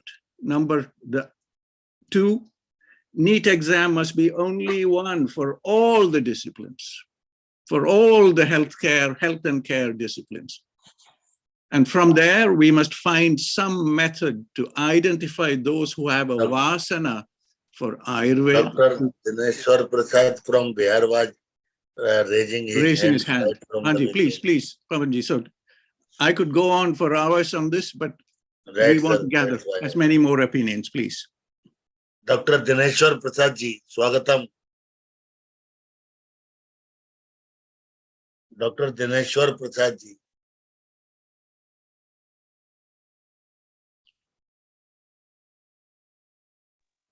We are very lucky to have Peter Vance. Prajapati ji kuch कहना चाहते हो? Yes, Peter. Prajapati ji, pranam ji. Pranam ji. प्रसाद sir ने बहुत बढ़िया एक point उठाया जिसको हम मिस कर रहे थे कि एग्जिट एग्जाम होता है, सही बात है, एग्जिट एग्जाम से हम क्वालिटी मेंटेन जरूर कर पाएंगे, लेकिन जो बच्चे नहीं पास कर पाएंगे उनका क्या होगा, इस पे में रीथिंक करना बहुत जरूरी है। क्योंकि वो पास होने के बाद डिग्री मिल गई, डिग्री मिलने के बाद एग्जाम होगा, फिर वो क्या करेंगे, कैसे रहेंगे, ये बात बिल्कुल सही है कि हम कहीं डंपिंग यार्ड तो नहीं बना रहे हैं अपने ग्रेजुएट्स के लिए। डॉक्टर साहब इसमें खाली इलाज ही नहीं है जी आयुर्वेद के अंदर या आयुष के अंदर, और क्या कुछ। अब हमारी पहले शुरुआत में कह रहे थे कि we need people to go into industry, we need people to go into marketing, we need people to go into so many allied areas in this profession, you know. We are starting off thinking that only ilaji is the only thing in Ayurveda. Now, there are so many other aspects, but we are not distinguishing. वो आनी चाहिए जी हमारी सोच में कि how many different areas. But when he will be rejected from the outgoing examination, who manufacturer or who other person will going to take him? He will be a sort of having a black spot. नहीं doctor साहब, इसमें शुरुआत से ही वो streaming करनी चाहिए जी। अब आपको पता है जी, इतने अब तो 40 साल से है एजुकेशन में, आपको शुरुआत से ही पता है किसके पास वासना है वो वेद बनने के लिए और किसके पास थोड़ा कमजोरी, वो आ नहीं रहा जी। यहाँ पे स्कूल में बच्चों की हाई सेकेंडरी स्कूल में जी, by the time they are 16 years of age, they decide who is going to university, who is not going to university. Very strict. Peter will tell us about this. There's a very strict principle of selection. Not everybody needs to go to university. No? There are so many jobs that are there outside. Uski taraf thoda soch lagaye, takat lagaye. That is also within the healthcare sector. Very beautiful jobs are there, you know, very satisfying jobs are there. We can't dhakka laga ke sabko ved banana, that is not possible. Nobody has that vasana, you know. Vasana is the very important thing. How to find that vasana? The person with the correct vasana will do it anyway. Madan ji, Doma ji. आपको मैं whole heartedly congratulate करता हूँ, whole heartedly on this point. Very important, Domaji. Not everybody has a vasana to be a Ved. Simple. Not every, even when you, at the end of MBBS, after 6.5, 7 years of study, there is still specialization. Somebody wants to be a general practitioner. Somebody wants to be a specialist. Take a specialization ki taraf jao to, we have so many different specializations. So we need to put that tracking into our education policy, basically. It is, right now, it is too monolithic. वो पुरानी वाली सोच उसको side में लगा के, we need to evolve a new thinking. All healthcare professions have to have minimum requirement. यहाँ अग्निहोत्री जी, यहाँ स्विट्जरलैंड में एक ये चलता, before the student can apply for a course, they have to write a statement. Why do I want to do this course? Ab ho sakta hai Hindustan mein we will have a whole business to write those courses, those letters for you. That's a different matter. But a teacher can identify. यहाँ हमारी university यहाँ पे doctor साहब अब 820 साल तो हो गया यूनिवर्सिटी यहाँ चल रहा, 820 साल से चल रहा है यूनिवर्सिटी. यहाँ पे there is an interview process for the student to join a college. अब 2 मिनट में पता चलता कौन who will fit this college. इतनी experience है इनके पास. 2 मिनट में they know straight away this person will fit this college or not. अब इस type का elitism, which some people call it elitism, but it produces a good product at the end. The same thing must come in Ayurveda. We must say that our Ayurveda community requires you to, जो प्रजापति जी ने जो बताया, without Sanskrit you cannot do Ayurveda. Khatam baat. If you don't have Sanskrit, don't come this way, because you will never understand the text. We are wasting our time teaching you people. Thoda, I'm being a bit extreme here. If somebody wants to study Unani medicine, without Farsi, without Arabic, without Urdu, don't come here, because you will not understand. You will not understand the texts. So I can be a bit extreme here. I think Prasad ji wants to add something. Prasad ji, namaskaram. No extremism, no extreme. Madan ji, right, you are right, 100% right. Thank you, ji. Thank you, Dharmaji. Prasad ji, please. Madan ji, what I was trying to say is that a couple of things. Number one, when we make a comparison between India and Switzerland in the admission procedure, I was just wondering, see, the total population in Switzerland is 84 lakhs. Exactly. Just 84 lakhs. So I think maybe out of which there may be 1 lakh aspirants of this particular age group. So it is possible to customize the admission procedure after seeing each student for an interview of the entire country. But what is the situation in India? So I think there are many practicable issues which should not be overlooked. That is one thing. Second point which I would like to highlight is, you see, we should acknowledge that, or we should accept that Ayurveda is supposed to be is highlighted as a whole medical system. When we say a whole medical system, that means it has a philosophy, a foundational basis, and an approach towards health, healing, and disease, which is entirely different from the Western outlook of medicine. Let it be allopathy or modern medicine or whatever it is. So I think that makes or gives the identity of the very Ayurveda itself. So when we plan a course in Ayurveda, this should not be overlooked. Basically, we are supposed to be world-class Vaidyas, not C-class MBBS holders. Very good. So I think our plan should be to make world-class Vaidyas from our colleges. You can learn allopathy, surgery, or whatever it is, even from the YouTube these days. But from where an Ayurveda student will learn Ayurveda from? So our entire exercise should spin around it. So Prashadji, we are so happy that you are raising this, because you are sheltered in the south of India. You are sheltered in the south of India from the expanse in the north of India.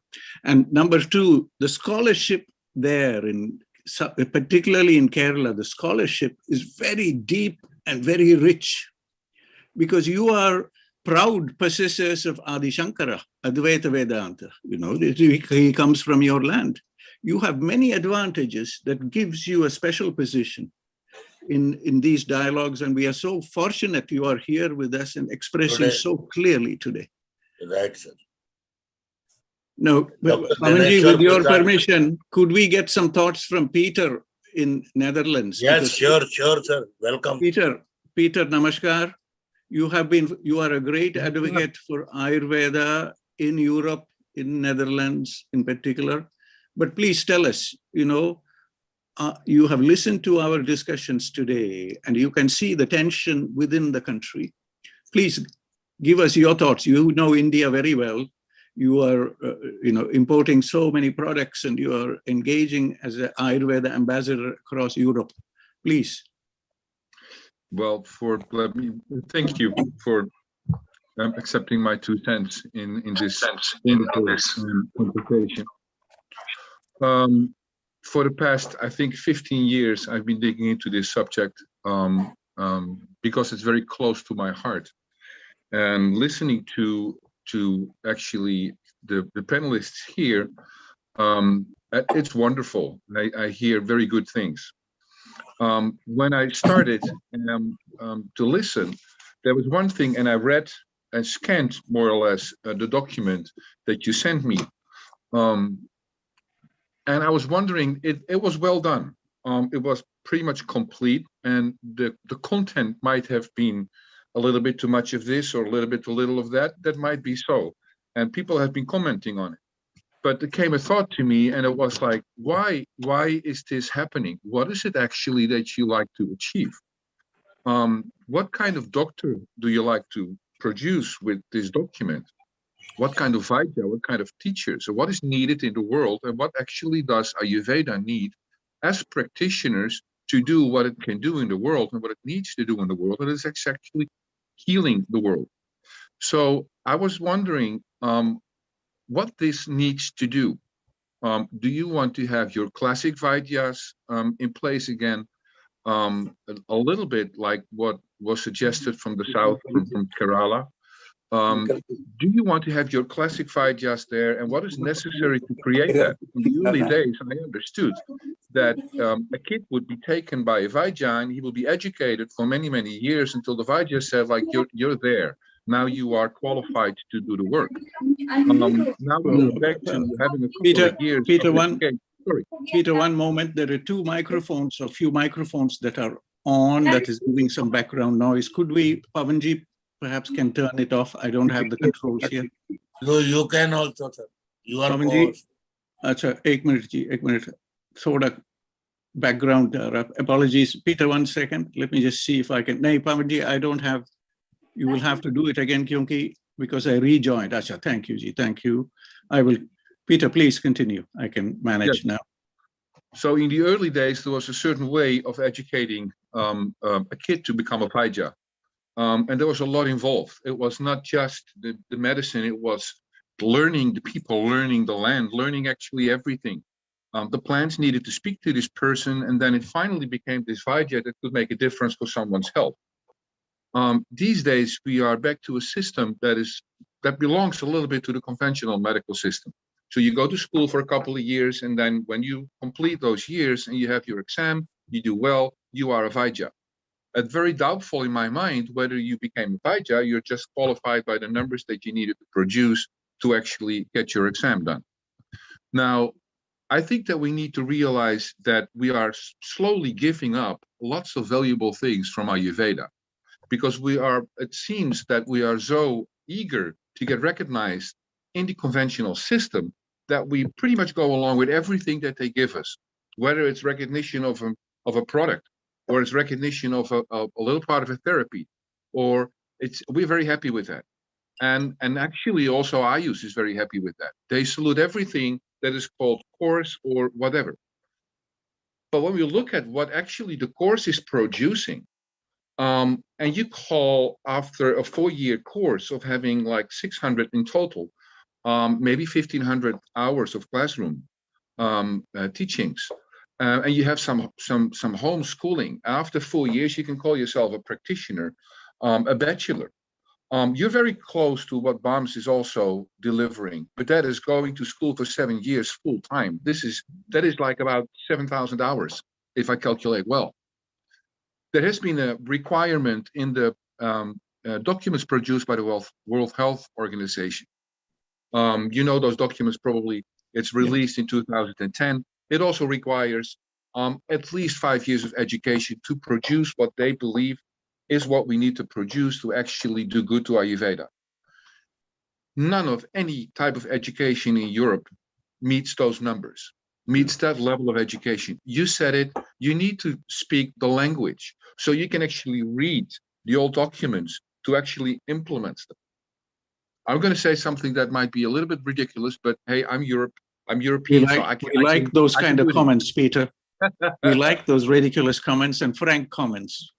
For me, Ayurveda is just the knowledge itself. It's sitting on a shelf, and it's that knowledge until somebody picks it up and starts spreading the knowledge. So it has to come from a person. It's not important how many books are there or how much is preserved. Everything that's preserved belongs to the past. We are looking at a completely different future that is unknown to us. How we educate people, what is needed, the type of patient will change. So there is a difference between client and patient. The one that can actually take care of himself but still likes to seek consultation, or the one that cannot take care of himself anymore, and that is a patient. So much is changing that we have to go back to the drawing board and put down what is it actually that we need to educate to make Ayurveda a leading system, a global system. There is no other system like Ayurveda in this world. And you cannot go for, well, this is the place they give us. If you have to design a new play field, your own play field, that's what needs to happen. The play field that is there where conventional medicine is ruling, it's completely corrupted. It's not working. It's absolutely dysfunctional. If you want to go along with that, you set yourself up for failure. That is a promise I can make. I'm a visionary and a strategist for many, many years on a global level. That is something I can promise. You have to protect yourself. You have to protect your AYUSH system. Be proud of it and put it there where it belongs. Create your own play field. Stick to the numbers that you need to produce the Vaidyas, teachers, everything that you actually need to do Ayurveda and the other systems justice. If you go for anything less, now going back to the program that we were talking about, that needs to be designed to meet the requirements of the future that nobody actually knows exactly, but it needs to measure up there. So maybe we need to be willing to leave a little bit of the old behind and start designing something that needs to be there for tomorrow. It takes years to get there. So you better have your eye on tomorrow. What is it that tomorrow needs? And what is it that Ayurveda needs to be Ayurveda? I always go for symbiosis between the traditional indigenous medicine and the conventional medicine. And there's no integration. It's not possible. It's not possible. Allow me this one, I know I take a lot of time, but allow me this one sample that I can give you. You know the Russian dolls. The one that is, there's another one inside, another one inside. The big doll, that's Ayurveda. And then you have another one inside there, and another one inside. When you come to the small doll, that's conventional medicine. They left so much of the really healing medicine out of there. The philosophy, everything is gone. There is just what science can prove. And if you open that little doll, there is an even smaller doll, and that's called conventional or actually allopathic medication. It's the chemically enforced medication that needs to do something. Now, it all fits into Ayurveda. But the situation today is that this whole picture is upside down. The biggest doll is allopathic medicine. The doll next is conventional medicine. The smallest doll is what they left for Ayurveda. Therefore, there is no integration possible. You cannot fit that big Ayurveda doll into that small conventional system. So you need to go for your own playfield, your own space in this world. Otherwise, you set yourself up for failure. The philosophy need to be recognized. Everything that belongs to the Vedas need to be recognized because it plays a role in this. Thank Peter, you. Thank you very much. In 2018, we all Now we gathered- would like to be, sir, specifically ask comments on the legal this. Ajay Erne ji is here, Dr. C.P. Sharma ji is here, Dineshwar Prasad ji is here. So we would like to welcome comments on the particular that regulation, ASUS regulation. Pavanji, are you agreeing with this regulation? I'm starting off by saying I don't agree with this regulation. No. We have to collect and compile, not we and I, sir. We From my perspective, I'm saying this is a first draft of a first draft. Khatam. That's my comment here. These are going to be regulations, sir. Yeah. Hence why this is a first draft of a first draft. We cannot make regulations in 2 weeks' time. That is not how we make regulations. Regulations come from a lot of soul-searching, discussion with a lot of people. In 2018, in Leiden, we celebrated the 340th anniversary of the publication of a book called Hortus Malabaricus Indicus.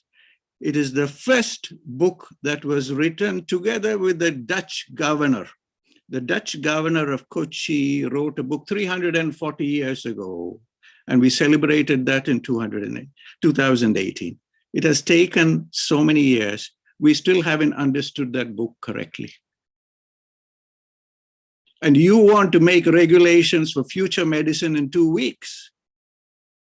There is something wrong with the ministry and the government. So that is my opinion at this point. We must come back as a big team, sit down and discuss this clearly. It might take at least 2 years of discussion before we get the next draft. So Prajapati ji is here. Right, sir.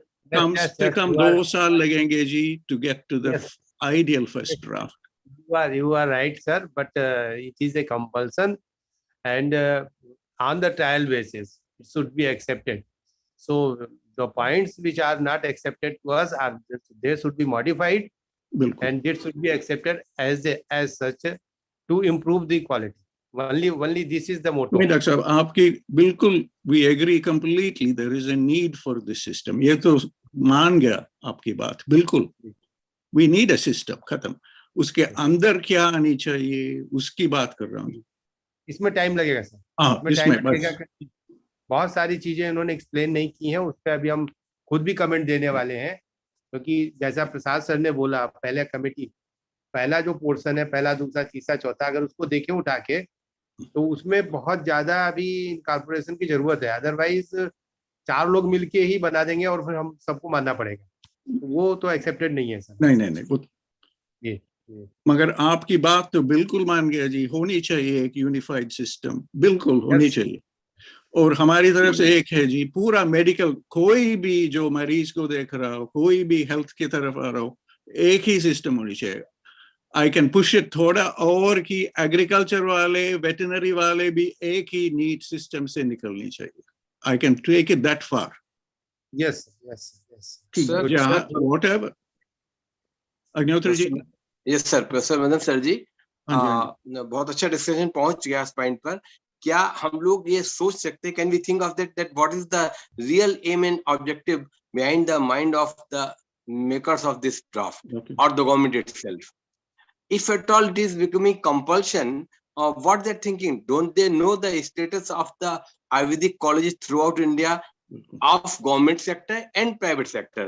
So if at all it is so needed and they really want to rectify the status of Ayurvedic teaching and all that, they can observe for 1 year or 2 year avakash and then see that what are the teachers' status, how they are teaching, what is the deference and of the hospitals and colleges and indoor. In that way, then they may stop 1 or 2 years NEET and all that, and let us have a rectification at the level of the colleges, and then we come with by that time we will be having a good drafted bill for implementation, and we will be having a wonderful quality production and quality teaching, as well as the clinical work is concerned. So that goes the case with the researchers. We are pulling on every NS ICM persons are knowing that what is what. Even then, they are just making and taking a wonderful minutes of our great dignitaries like you and all our participants. So let us see on that time also. Thank you, sir. Dr. Sahab, you have so correct here. I think Prajapati ji understands. Prajapati ji हमारी तरफ से बिल्कुल आपके ही साथ ही है जी कि होनी चाहिए एक सिस्टम. अब वो सिस्टम हमारी तरफ से एक और जी पूरा मेडिकल के लिए एक ही होनी चाहिए. या पशुओं की वो हो या पेड़ पौधों की हो या मनुष्य का हो, एक ही सिस्टम वहां से शुरू करो सबके लिए. और अग्निहोत्री जी की बात जी बिल्कुल सही है कि एक ऑब्जर्वेशन पीरियड दो हमें 2 साल कि जाके देखें हॉस्पिटलों में कितनी मरीज आ रहा, कहाँ पे कमियां कहाँ है. डॉक्टर साहब आप लो जी. शुभदीप जी आपका ही जे फ्लो. प्रजापति सर नमस्कार. मदन जी नमस्कार. प्रणाम जी. मुझे थोड़ा जस्ट ये प्रजापति सर का को एक निवेदन है कि सर जो रियल सिचुएशन इंडिया में अभी आयुर्वेद एजुकेशन का चल रहा है, उसमें जो रिफॉर्म्स आ रहे हैं उसमें हम वो सभी लेवल देख के एक लेवल तक आए कि हम चलो अभी एक डिग्निफाइड स्टेट में आयुर्वेद वाले हैं, और इसमें जो सुधार करने की आवश्यकता है. जब हम ये गवर्नमेंट से हम प्राइवेट सेक्टर में आए, उसी प्राइवेट सेक्टर में भी जो मैनेजमेंट का इंटेंशंस बहुत जगह में पॉजिटिव होते हुए भी हम उस टाइप का जो ग्रोथ देखना है वो नहीं मिलता है, भले वो सिटी में हो. तो मेरा एक रिक्वेस्ट है इवन कमीशन को, या अगर प्रजापति सर उसमें कुछ कर सकते हैं या हम लोग सब मिलकर एक रिक्वेस्ट कर सकते हैं कि ये मेडिकल साइंस है और ये पेशेंट ओरिएंटेड है, तो इसमें पेशेंट ओरिएंटेड एक्सपोजर ज्यादा चाहिए. इवन हम गांव से भी जाके हम जब कैंप करते हैं उतने पेशेंट आईपीडी में कन्वर्ट नहीं होते हैं.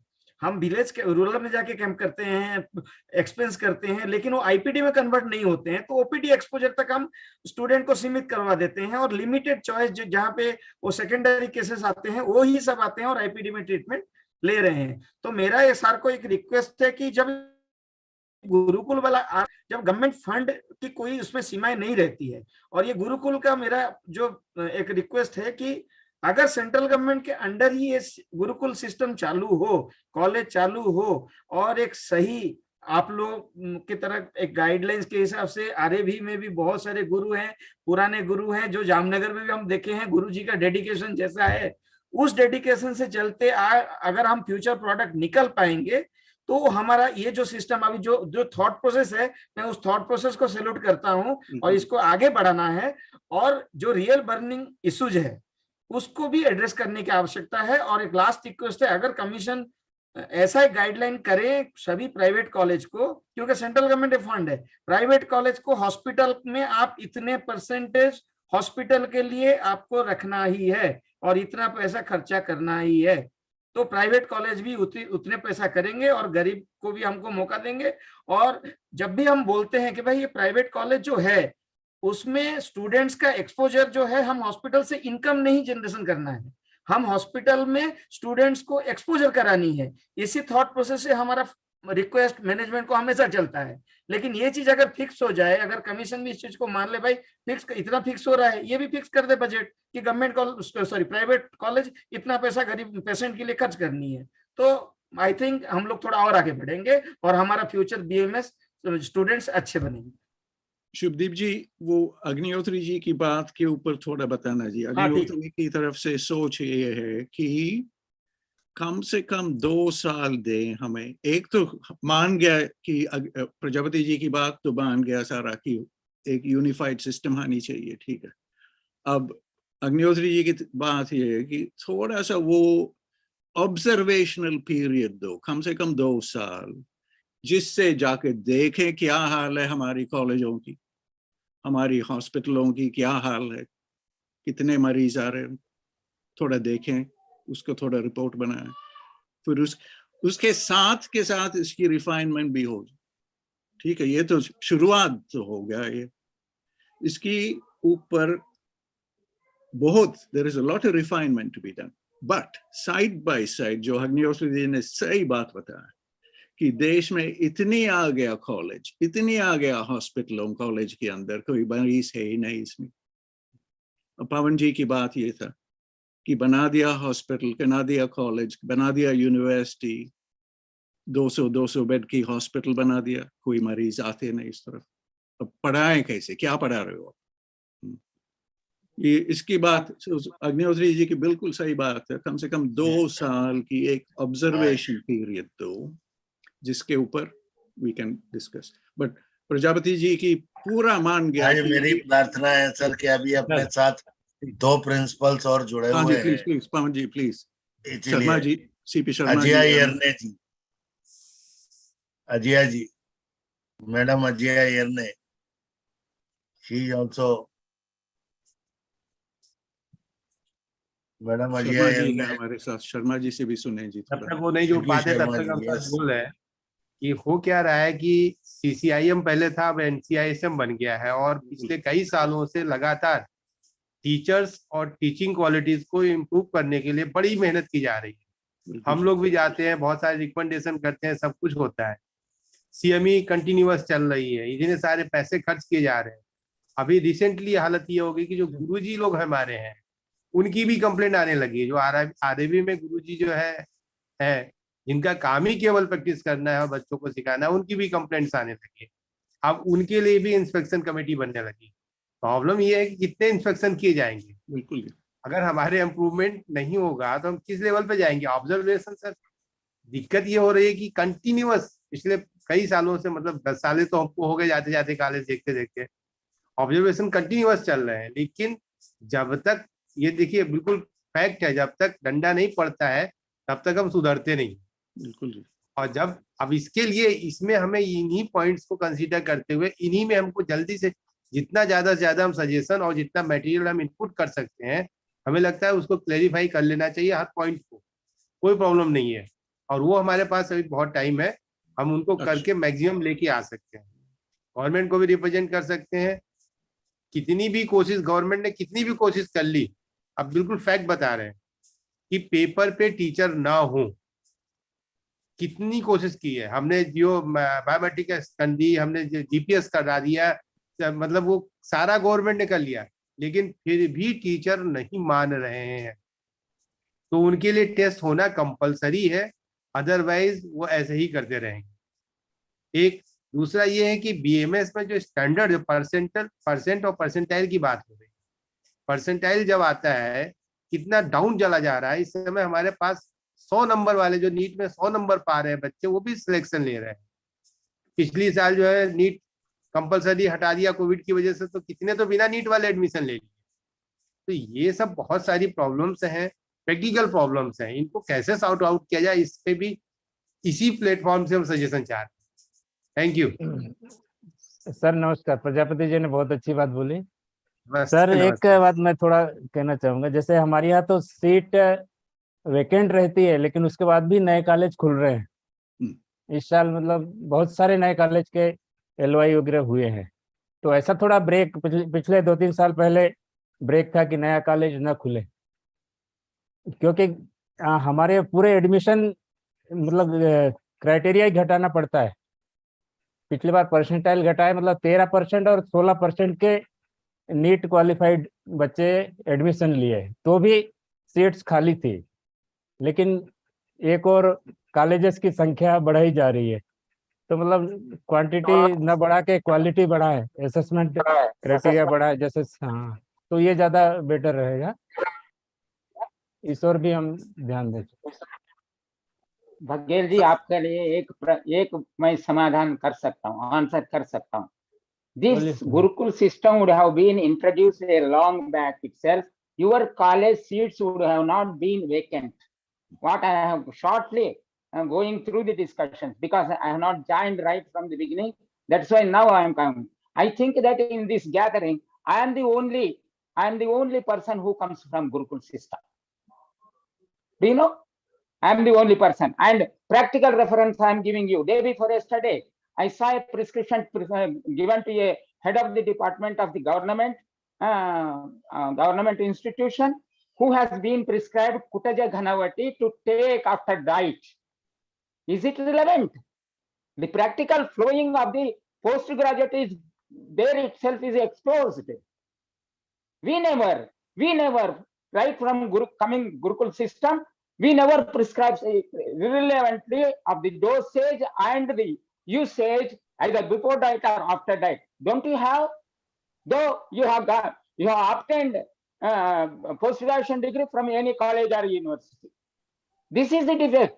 Now, I think that by this, I didn't should be focused on, sir. Through the pages of the document, just I am giving you the practical experience. That's why now the system is substandard one. What Agnihotriji was trying to defend, that is why this new revision is going on. We should be ashamed of what product we have given out of the institutions prevailing today. Thank you very much. Thank you, thank you, sir. Doma sir, you rightly said that Gurukul system is the best, but our Guru should be that category, because we are not find out the Guru who follow the completely Ayurvedic line of treatment. Even we are teaching Dincharya, but not following. So this type of Guru, so Gurukul system will be not fulfill all criteria. So first we have to prepare Guru, then Gurukul system is will be successful. At this stage itself, I will give little answer. My daughter completed BAMS. She never gets up early in the morning before 5 o'clock. I get up by 5 o'clock. It is a compulsion in Anand Marga to conduct Panchajanya. This is a system in Anand Marga. But number of times I questioned my daughter. Your Ayurveda instructs you to get up at 7 in the morning and 6:30. What is that? At Brahma Murta, you should not be in sleep. My daughter never followed. Should I give evidence? She will get trembled in front of me while I rebuke. This is the condition of your graduation. Your system of followed today. Doma ji, thank you. I think Prajapati ji हमारी तरफ से ये है जी, ये बिल्कुल होनी चाहिए इस टाइप का यूनिफाइड सिस्टम, नंबर 1. अब overnight we will not change the standard, क्योंकि परंपरा टूट गया, पता नहीं कहाँ टूट ही गया परंपरा जो थी. अब इसको बनाए. अब अर्जुन जी की बात बिल्कुल सही है, मगर इसमें टाइम लगता. And you are fortunately, we at least have one All India Institute of Ayurved, where all the good people are now sitting. ठीक है, वहाँ से शुरू करें जी थोड़ा इस तरफ. And we will gradually make this. I want to respect completely Agnihotri ji's comment here कि कम से कम ठीक है, ये तो this is needed, but give us an observational period. And you want something for the next academic year, ठीक है, we'll stipulate something, but keep it as a loose stipulation. कम से कम एक understanding तो हो कि this is a dynamic stipulation. ठीक है ना जी? होनी चाहिए शुरुआत में. It will be a dynamic stipulation, and that dynamism will be driven by people like yourself who have been through the regular. Arjun ji, there are people, you have seen you have seen Baghel Saab in BHU, you have seen Kandel Saab, you have seen all those big senior people who are so dedicated to the science.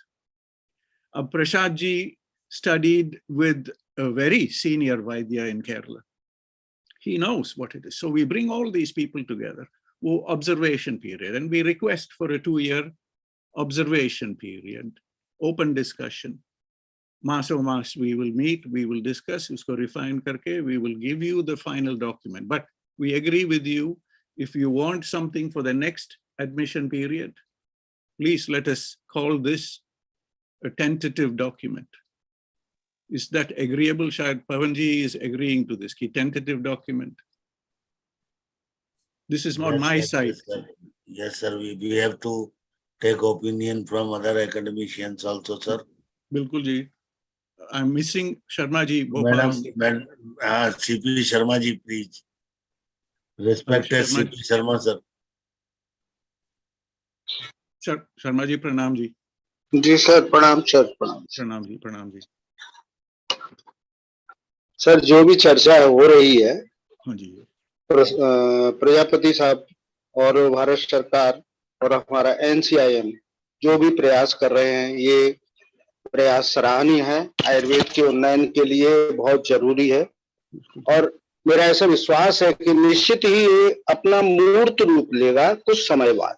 इसमें हमें कई लोगों को जो हमारी व्यथा, जो हमारे प्रैक्टिकल वो था, हमने फीलिंग्स की अपने ड्यूरिंग एक्सपीरियंस, उसमें मैं एक बात जरूर कह दूं कि गुरुकुल RIB का मैं विरोधी नहीं हूं, परंतु ये बहुत अच्छी स्वस्थ परंपरा नहीं है। एक संस्था जिसमें 12-18 डिपार्टमेंट है, वो हमें संस्कार नहीं दे पा रही। एक गुरु अपने संस्कार देगा, वहां कितना प्रैक्टिकल हो पाएगा? ठीक है, हो सकता है किसी व्यक्ति विशेष में कोई बहुत ज्यादा अपार क्षमताएं हों, वो क्षमताओं से वो कुछ 2-4 व्यक्ति तैयार कर देगा, परंतु जो एक सिद्धांततः व्यवस्था है, उस व्यवस्था के लिए इंस्टीट्यूट जरूरी है।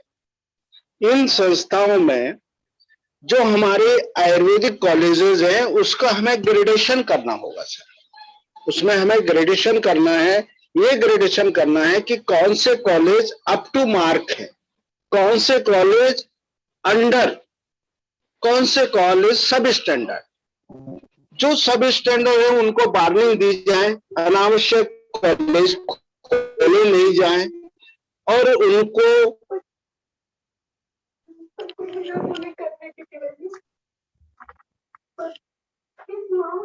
टीचर वही टीचर जरासी आयुर्वेद की अच्छी प्रैक्टिस कर लेता है तो उसके पास नंबर ऑफ पेशेंट्स होते हैं। आप इतनी बड़ी संस्था लिए बैठे हैं, आप अपने पेशेंट जब सेटिस्फाइड होगा आपके वर्किंग से, आपके ट्रीटमेंट से, लाइन ऑफ ट्रीटमेंट से, आपके इंस्टीट्यूशनल व्यवस्था से, निश्चित मरीज लाएगा। तो हमें थोड़ा सा और ज्यादा प्राइवेट कॉलेजों को या जो कॉलेज बढ़ना चाह रहे हैं, जो थोड़ा प्रोग्रेस करना चाह रहे हैं, उनको गवर्नमेंट की तरफ से मोटिवेशन की जरूरत है। साथ ही कुछ अच्छे टीचर हैं, वहां भी ऐसा नहीं है सब दूर है, उनको भी चांस देना चाहिए। तो हमें हमारे अगली पीढ़ी, उस पीढ़ी कहाँ परेशान हो रही है, हमारा छात्र कहाँ परेशान हो रहा है कि हमारा भविष्य क्या है। हम वैद्य नहीं बने, हम शिक्षक नहीं बने, हम एक रिसर्चर नहीं बने, तो हम क्या करें? तो जैसा कि अभी मदन जी कह रहे थे कि हमें अलग अलग, जैसे स्वास्थ्य संरक्षण प्रिवेंटिव मेजर्स वाला, तो इसमें हम भले ही PSM डिपार्टमेंट, मेडिकल कॉलेज के PSM डिपार्टमेंट के माध्यम से उनके साथ सहयोग करके हम प्रिवेंटिव मेजर्स को हाईलाइट करें। वन विभाग, फॉरेस्ट डिपार्टमेंट में हमें जड़ी बूटियों को कलेक्ट करना पड़ता है। अब फॉरेस्ट विभाग में उन्होंने अपनी अपनी व्यवस्थाएं बना ली हैं, वो आजकल दवाइयां भी बेच रहे हैं, दवाइयां पैदा भी कर रहे हैं, वनोपज कर रहे हैं। उसमें हमारा ऑब्जर्व है, उसको अपन फॉरेस्ट में दे दें। कृषि में, एग्रीकल्चर में भी है, तो साथ ही फार्मेसी में कुछ नहीं है तो हर्बल स्वीट्स, हेरिटेज स्वीट्स के ऊपर भी अपन एक अलग से सर्टिफिकेट डिप्लोमा कोर्स शुरू कर सकते हैं, कॉस्मेटिक में कर सकते हैं। इसमें भी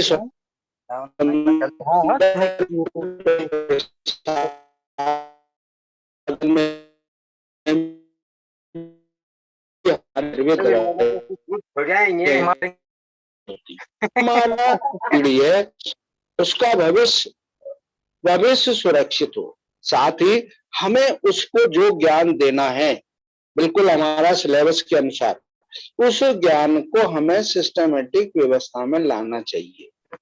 हमारी शिक्षण, हमारी परीक्षण और हमारी ऑब्जर्विंग जो भी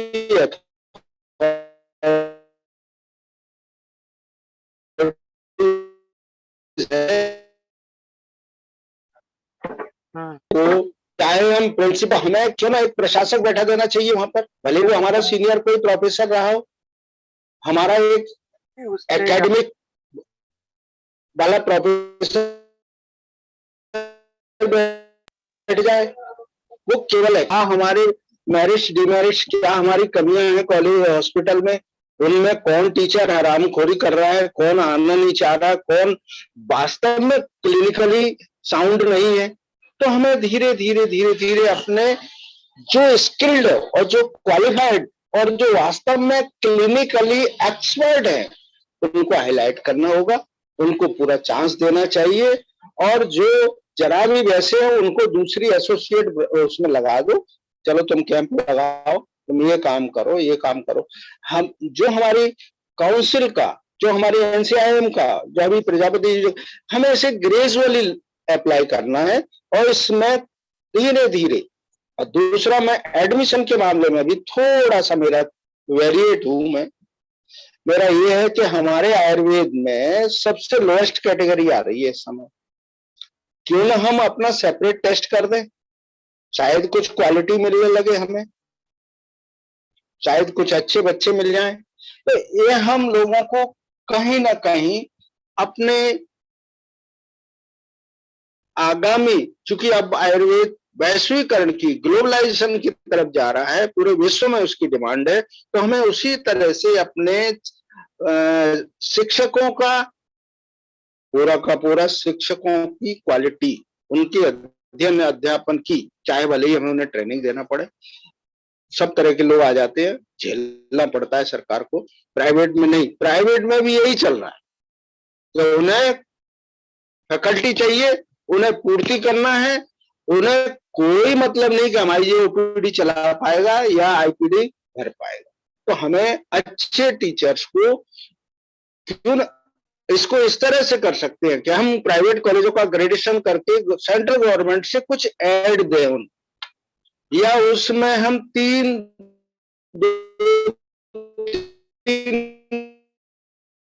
कैटेगरी, जैसे जस्ट लाइक अभी एक थे जो 90% एडेड टीचर थे, एक ऐसे थे जो 100% मैनेजमेंट द्वारा अपॉइंट किए गए थे, एक ऐसे थे जो 50-50 थे।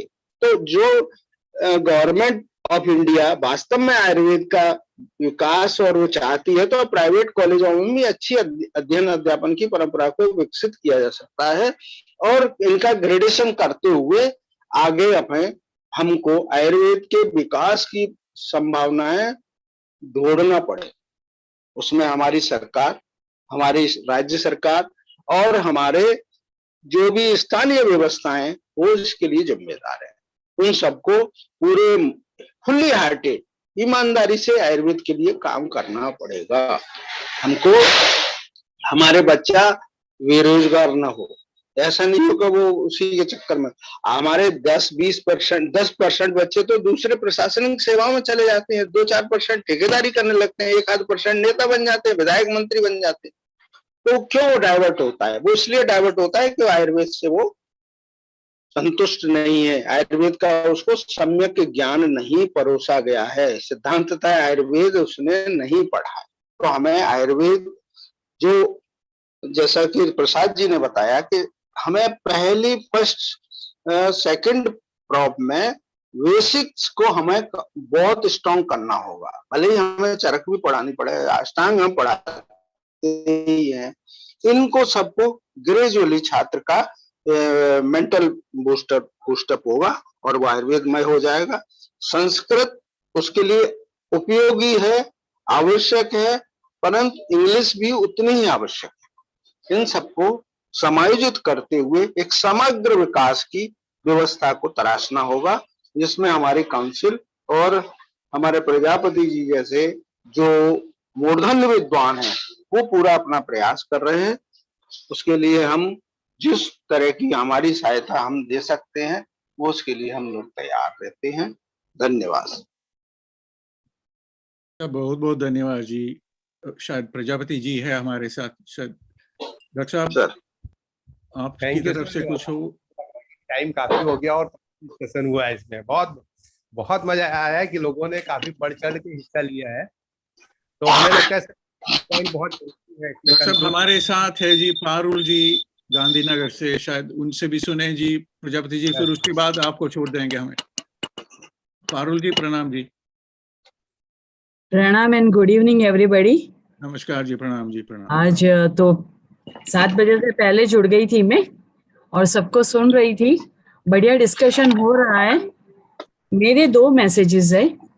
एक, ये जो नेक्स्ट एग्जाम है इट विल डेफिनेटली हेल्प, उसको रखना ही चाहिए क्योंकि इससे प्रैक्टिशनर्स का मॉरल भी बढ़ेगा और जो केसेस हो रहे हैं अगेंस्ट आयुर्वेद आचार्यस उसमें उसको रियाया मिलेगी, उसका मॉरल बढ़ेगा तो वो प्रैक्टिस भी बराबर ध्यान देके कर पाएगा। It is not humiliation, it brings all at par like NEET. NEET जो है एग्जाम उसी की तरह अगर हमने नेक्स्ट रखा तो वो बहुत बढ़िया होगा। It creates awareness in the students. Students पहले टर्म से ही पढ़ाई पे ध्यान देंगे। आज हो रहा है ऐसा कि फर्स्ट टर्म में बच्चे घूमते फिरते रहते हैं, सेकेंड टर्म में थोड़ा पढ़ेंगे, थर्ड टर्म में कैसे भी मगअप करके एग्जाम दे देंगे, पास हो जाएंगे। ये सही तरीका नहीं है। इसको दूर करने के लिए नेक्स्ट हमें बहुत मदद करेगा। Raise academic standards, it raises the academic standards. जो एकेडमिशियंस आ रहे हैं, बराबर डिस्कशन चल रहा है, academics are not at par. Standard जो होना चाहिए एकेडमिक्स का वो नहीं है, इसलिए उसके ऊपर थोड़ा ज्यादा ध्यान दे, ये बहुत जरूरी है। It is very much needed. मैं तो अभी भी हूँ एकेडमिक्स में, रिटायरमेंट के सिर्फ 3 साल हुए हैं, लेकिन इतना डिग्रेडेशन देखा है 3 सालों में कि ऐसा होता है कि इन बच्चों के भविष्य के साथ हम किस तरह का खिलवाड़ कर रहे हैं। No one is worried. Lecture लिए भी नहीं भी लिए कुछ ज्यादा फर्क नहीं है। The children don't have proper text books, तो कहाँ से पढ़ेंगे। और जो रचना शरीर की बात हो रही थी, क्रिया शरीर की बात हो रही थी, we do need anatomy properly because if we want Ayurvedic surgery to be globalized, we need our students to know the anatomy. और आयुर्वेद में सर्जरी है, हम कैटरेक्ट सर्जरी मॉडर्न के मुताबिक क्यों करें, हम एब्डोमिनल सर्जरी मॉडर्न के मुताबिक क्यों करें। Why not go through the text and try and do surgeries according to them.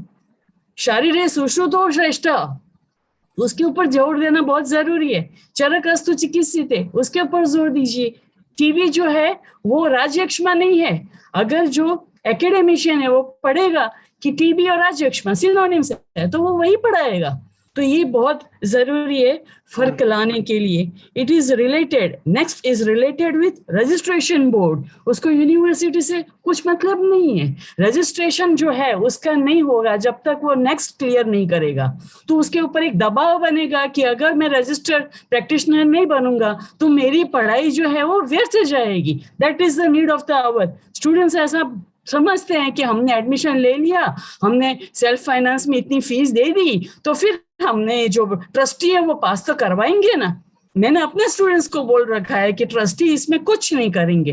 Trustee मेरे, ईश्वर की दया है, मेरे ट्रस्टी भी इतनी कोऑपरेटिव है, वे खुद जाके बच्चों से बोले, see I am not going to take any interest in your passing grade और योर मार्क्स। आपको खुद को पेपर लिखना है और खुद को पास होना है। लेकिन इतने ट्रस्टीज और इतने प्रिंसिपल्स कहाँ मिलेंगे।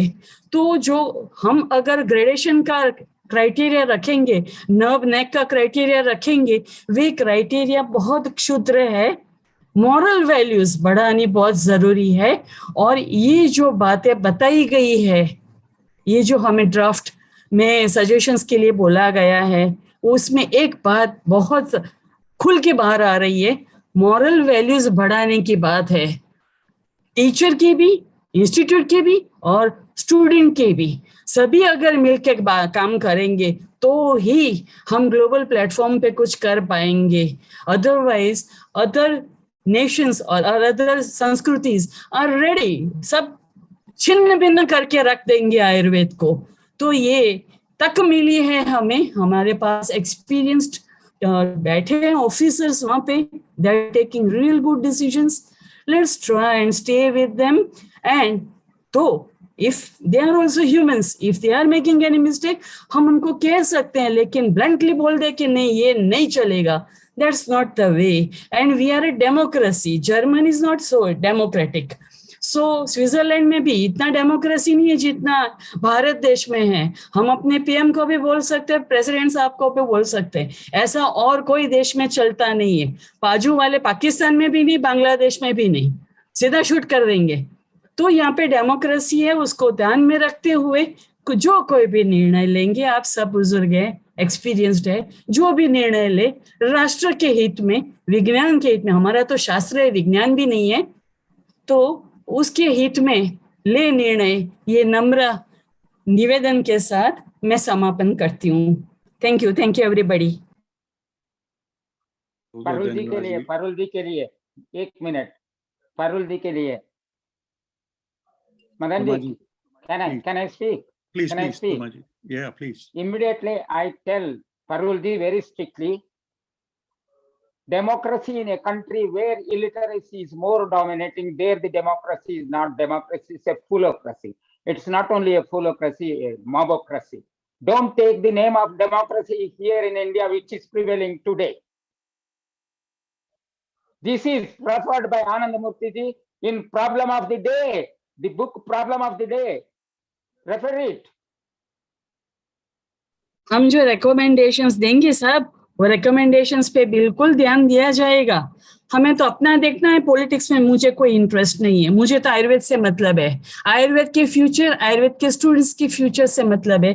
जो पेशेंट आयुर्वेद की ट्रीटमेंट के लिए आ रहा है, उसको आयुर्वेद की ही ट्रीटमेंट मिले, उसको स्टेरॉइड मिला के, एंटीबायोटिक्स मिला के न दिया जाए. बस यही मेरा इच्छा है.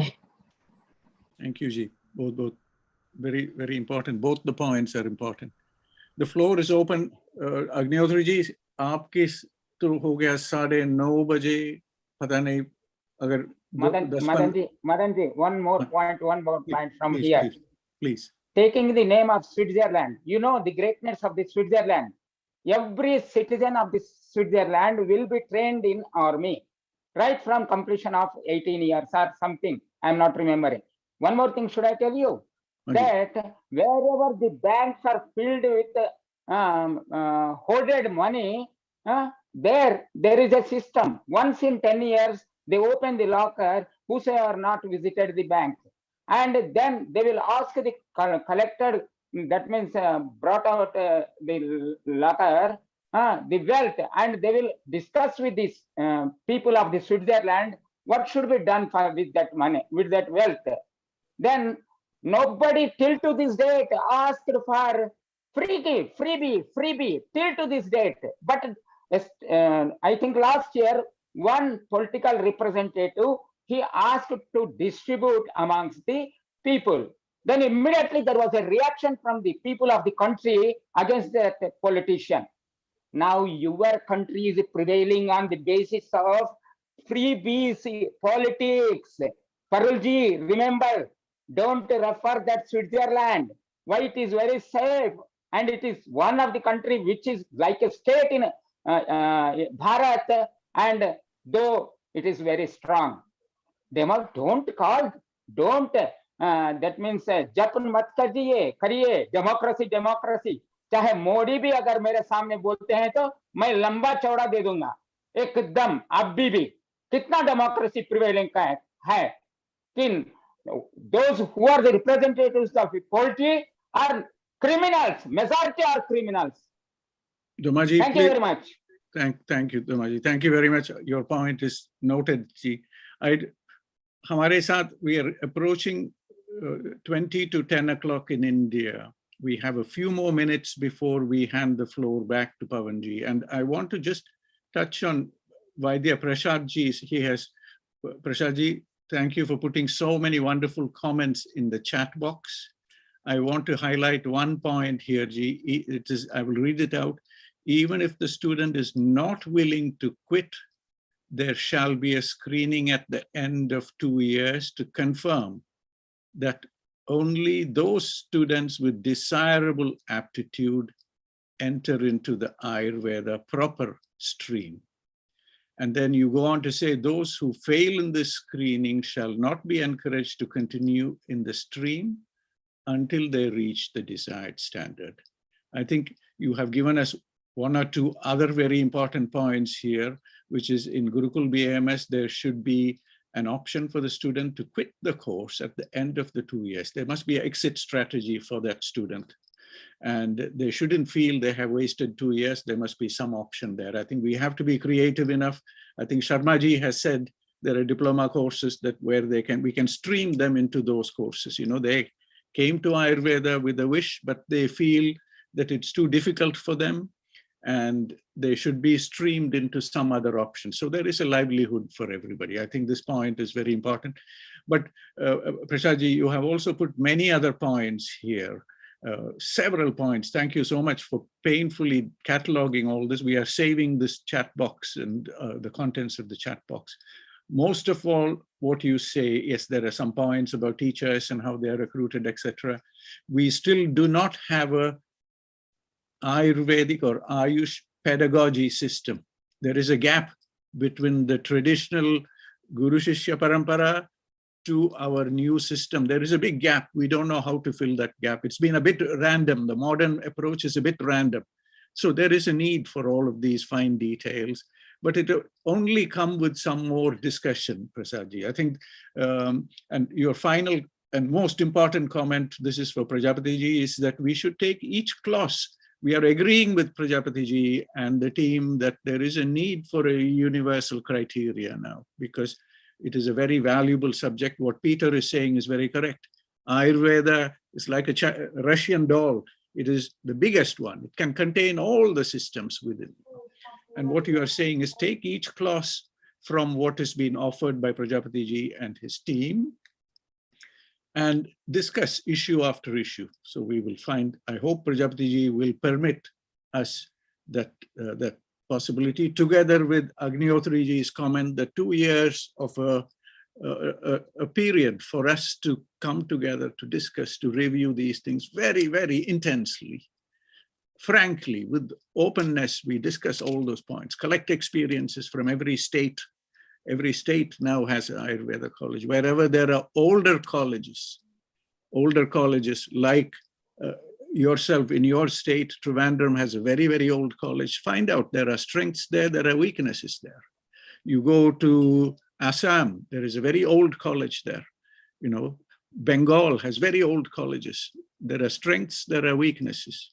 We find out those things, you know, and that becomes a very systematic way of arriving at the next version. So Agnihotri ji's comment, Agnihotri ji, whether you want to, perhaps you want to elaborate on this, but I think I've taken your comment. I've just expanded it. Sir, I've just seen that Professor K.K. Dwivedi ji have again joined. Hanji, please, we may have his comments, very valuable comments, please. Hanji, please. We can invite him. नमस्कार द्विवेदी जी, नमस्कार जी। हाँ, सबको नमस्कार। थोड़ा remote area में हूँ, इसलिए कुछ प्रॉब्लम लगातार चलती रही। आज थोड़ी जगह ऐसी मिली है। मैं समझता हूँ कि सर जो भी डिस्कशंस हुए हैं वो सभी महत्वपूर्ण हैं। सबकी अपनी अपनी शंकाएं भी हैं, पॉजिटिव पॉइंट्स भी हैं, नेगेटिव पॉइंट्स भी हैं, लेकिन कुल मिला जुला करके एक नया अभिनव प्रयास NCISM ने जो प्रारंभ किया है, उसके बारे में हम लोग स्पष्ट रूप से किसी भी चीज के बारे में श्योर नहीं हो सकते कि वो आगे कैसा होगा। लेकिन उसमें जो सबसे अच्छी बात समझ में आती है कि एक नया अभिनव प्रयोग जो किया गया कि जो संस्कृत कोर ब्रांच के लोग आवे विज्ञान विषय के साथ और उनको विज्ञान की पढ़ाई करी जाए, और वो शायद संस्कृत निष्ठ लोग आयुर्वेद का एक स्ट्रीम का मानना है कि वो ज्यादा बेहतर उसके बारे में सोच सकती है या उससे ज्यादा फायदा हो सकता है, तो यह भी एक चीज करने वाली है जो किया जा सकता है। और हर चीज करने के बाद ही ये पता लगता है कि उसके कितना परिणाम आया। तो एक प्रयोग के तौर पे मुझे लगता है कि कहीं न कहीं ये चीजें ये उचित हैं, ऐसा मेरा मानना है। दूसरा, जो एक विषय हालांकि ये स्पष्ट नहीं, लेकिन कुछ चीजें तो हैं कि एलोपैथी और मॉडर्न का रेशियो क्या हो अपने विषयों में, यह भी एक चिंतन का विषय कहीं न कहीं समझ में आता है। और संयोगवशात मैं पिछले 2-3 करिकुलम कमेटी का सदस्य रहा हूं, तो जैसा शासक होता है वैसा वो निर्देश देता है, उसके अनुसार कमेटी के लोग काम करते हैं। तो पहले जो CCIM हुआ करता था उसमें लोग ऐसे थे जिनका ये कहना था कि अधिक से अधिक मॉडर्न डाल दीजिए। कुछ हमारे वक्ता कह रहे थे कि हमें एनाटॉमी या फिजियोलॉजी की बहुत ज्यादा आवश्यकता नहीं है यूजी लेवल पे, लेकिन ऐसा नहीं है। एक बेसिक चीजें एनाटॉमी, फिजियोलॉजी और शरीर क्रिया रचना, इस सारी चीजों की जानकारी यूजी लेवल पे बहुत डीप न हो तो भी कम से कम इतना तो हो कि हमें क्या एक्सरे कराना है, कौन सी चीजें कहाँ पे है, इतनी एनाटॉमी फिजियोलॉजी तो होनी ही चाहिए। ये जरूर है कि विशेषज्ञता उसमें नहीं हमें चाहिए। और अगर कुछ ऐसे विषय, ये विषय पहले भी NCIS में आया है, जैसे एग्जाम्पल के लिए हमारे पास शरीर क्रिया विज्ञान का बहुत एक सुव्यवस्थित विज्ञान है, तो वहां हमें फिजियोलॉजी के पार्ट्स को कम लेने की आवश्यकता है। लेकिन एनाटॉमी वाले लोगों का ये कहना था कि एनाटॉमी हमारे पास बहुत अच्छी नहीं है, तो हम अधिकतम लें। तो ऐसे केसेस में कॉम्प्रोमाइज हम लोग कर सकते हैं। दूसरा एक चर्चा के विषय हम लोगों ने ये की है कि एंट्रेंस टेस्ट के बारे में। तो मुझे लगता है कि अगर सभी लोग इस बात से सहमत भी होंगे और कुछ लोगों का विचार भी होता है कि विद्यार्थी जब कॉमन एंट्रेंस टेस्ट देता है तो 2 नंबर और 4 नंबर के चक्कर में वो जिंदगी भर वो अपने को कोसता रहता है। लेकिन यदि सेपरेट हम अपना एंट्रेंस टेस्ट कर देंगे तो निश्चित रूप से उसका मन मस्तिष्क ये कहेगा कि हम आयुर्वेद का टेस्ट दिया और आयुर्वेद पढ़ने आए हैं। तो इसमें कोई बुराई नहीं कि हम लोग उसको अलग रखें, और क्योंकि वो विद्यार्थी तो वही दोनों होंगे। लेकिन जब आयुर्वेद का एंट्रेंस टेस्ट देगा तो आयुर्वेद का वो अपने को बांध के चलेगा। उसके पश्चात क्योंकि PG और PhD में ऑलरेडी हमारे पास एंट्रेंस टेस्ट है, आयुर्वेद का अलग है, उसी तरीके से हम टीचिंग में भी जो NCISM का विधान आया है कि हम टीचिंग में लेंगे, तो वहां भी मुझे लगता है कि ये निर्णय उचित होगा। ये जरूर है कि अब उसमें कैसे उसको लेंगे, कुछ विषय कॉमन, जैसे एक तो जनरल रहेगा और एक विषय विशेषज्ञता का होगा। और आजकल स्थिति ये है कि प्राइवेट कॉलेजेस में कोई क्षमा प्रार्थना के साथ कहना चाहूंगा कि बहुत से ऐसे कॉलेज हैं जहां PG बिना गए हो जाती है या न्यूनतम क्या कहते हैं अटेंडेंस पे हो जाती है। तो ऐसे लोग यदि PG कर लेते हैं और टीचर बन जाते हैं तो उनसे अपेक्षा जो बहुत अच्छी नहीं रहेगी और वो कहीं ना कहीं से हमारे पूरे सिस्टम को प्रभावित करेगी। इसलिए इसको भी एक प्रकार से सहमति देनी चाहिए। अब उसका स्वरूप क्या होगा ये तो अपनी कमेटी बैठे और करेगी। और बाकी जो सुझाव हमारे विद्वान लोगों ने दिया है मैं बहुत सुन भी नहीं पाया हूँ, और मुझे लगता है कि सभी विषय ले लिए गए होंगे। मैं समझता हूँ आज के समय में मेरे लिए कोई विशेष और कोई वक्तव्य नहीं है। इन शब्दों के साथ आप सबका आभार व्यक्त करना चाहूंगा। धन्यवाद। Kamlesh ji, thank you very much, बहुत बहुत धन्यवाद जी। हमारे साथ है यरने जी, अजय जी। अजय जी प्रणाम जी। अजय जी सर नमस्ते। नमस्कार जी, नमस्कार जी। आपसे भी थोड़ा पवन सुने सर, जी। मदन सर, हाँ आप जी, सभी को नमस्कार। मेरा नमस्कार। I am really agreed with this revolutionary step because it's a requirement of time now. Yes, it's a dynamic stipulation, but needs some period for this implementation. So what I think is now is definitely it's a requirement of time. So this is for the Ayurveda.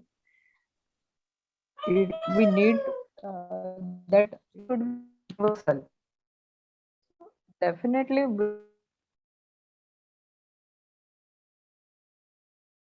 I think Ajay ji शायद आपका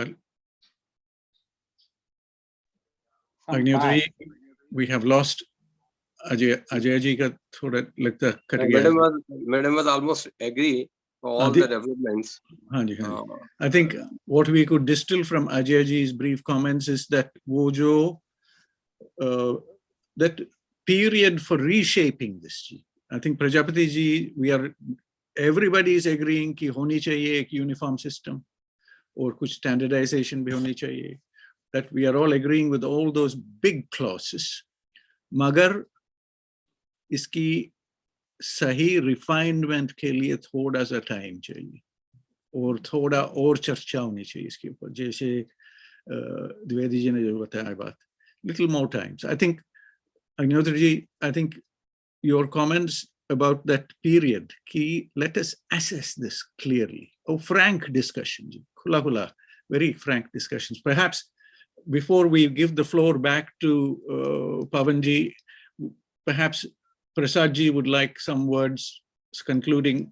Prasadji, because this is I know this is a topic that is very close to your heart as former principal of the Ayurved College. And having studied with Thirumalpad as a Shishya of Vaidya Thirumalpad, you have many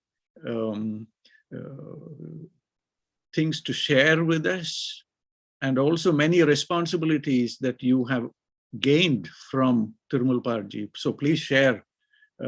We are delighted you are here with us on this platform. Thank you, Madan ji, once again. Actually, see, my concern is again one and the same. That means our academies should be able to make good quality Vaidyas. And that products of the colleges, Ayurveda Academy, they should feel the pride, what should I say, the esteem, self-esteem, that we are a group who are able to deliver a special type of concept of health, wellness, disease, healing to the entire world. The entire scenario has changed. Nobody is looking forward for a substandard service these days. So our every effort, whether it is a modification about the exam systems, whether it is about a modification of the existing curriculum, we should have a consensus. We should have some strong idea about how it should look like at the end of the day and how the products of these academies should be serving the humanity. So that way, I think I do agree with you that this should not be done in a rush. We need more deliberations, more discussions. There will be tons of experiences that are to be shared before putting these things into practice on track.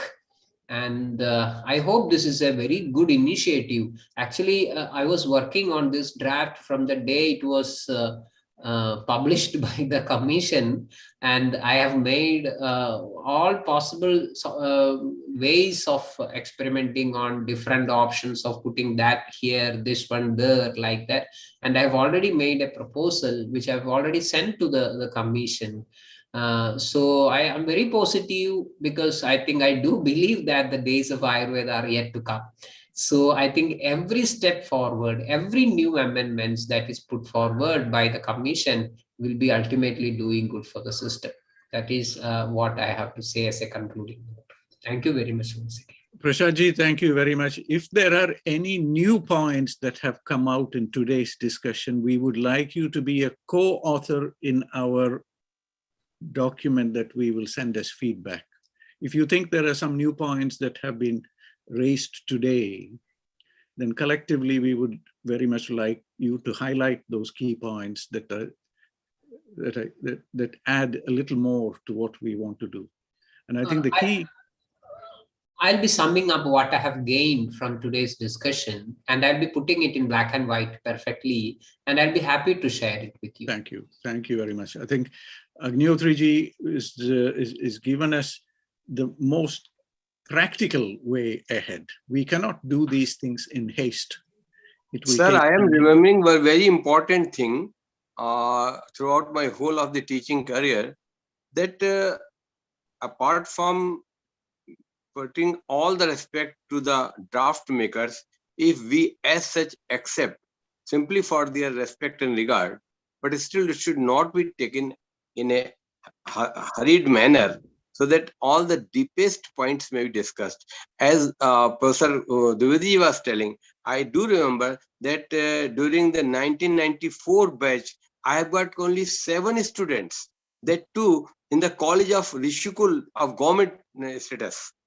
And then it was found that if in such a way the BMS seats will be lying vacant in all of the Uttar Pradesh, the next director, Mr. Jha, he was a Jha of, he was IRES, he was given that administration charge of Director of Uttar Pradesh. He then made the counseling for all left out seats of 94, 95, 96, and in that way we got more than 134 students at a time.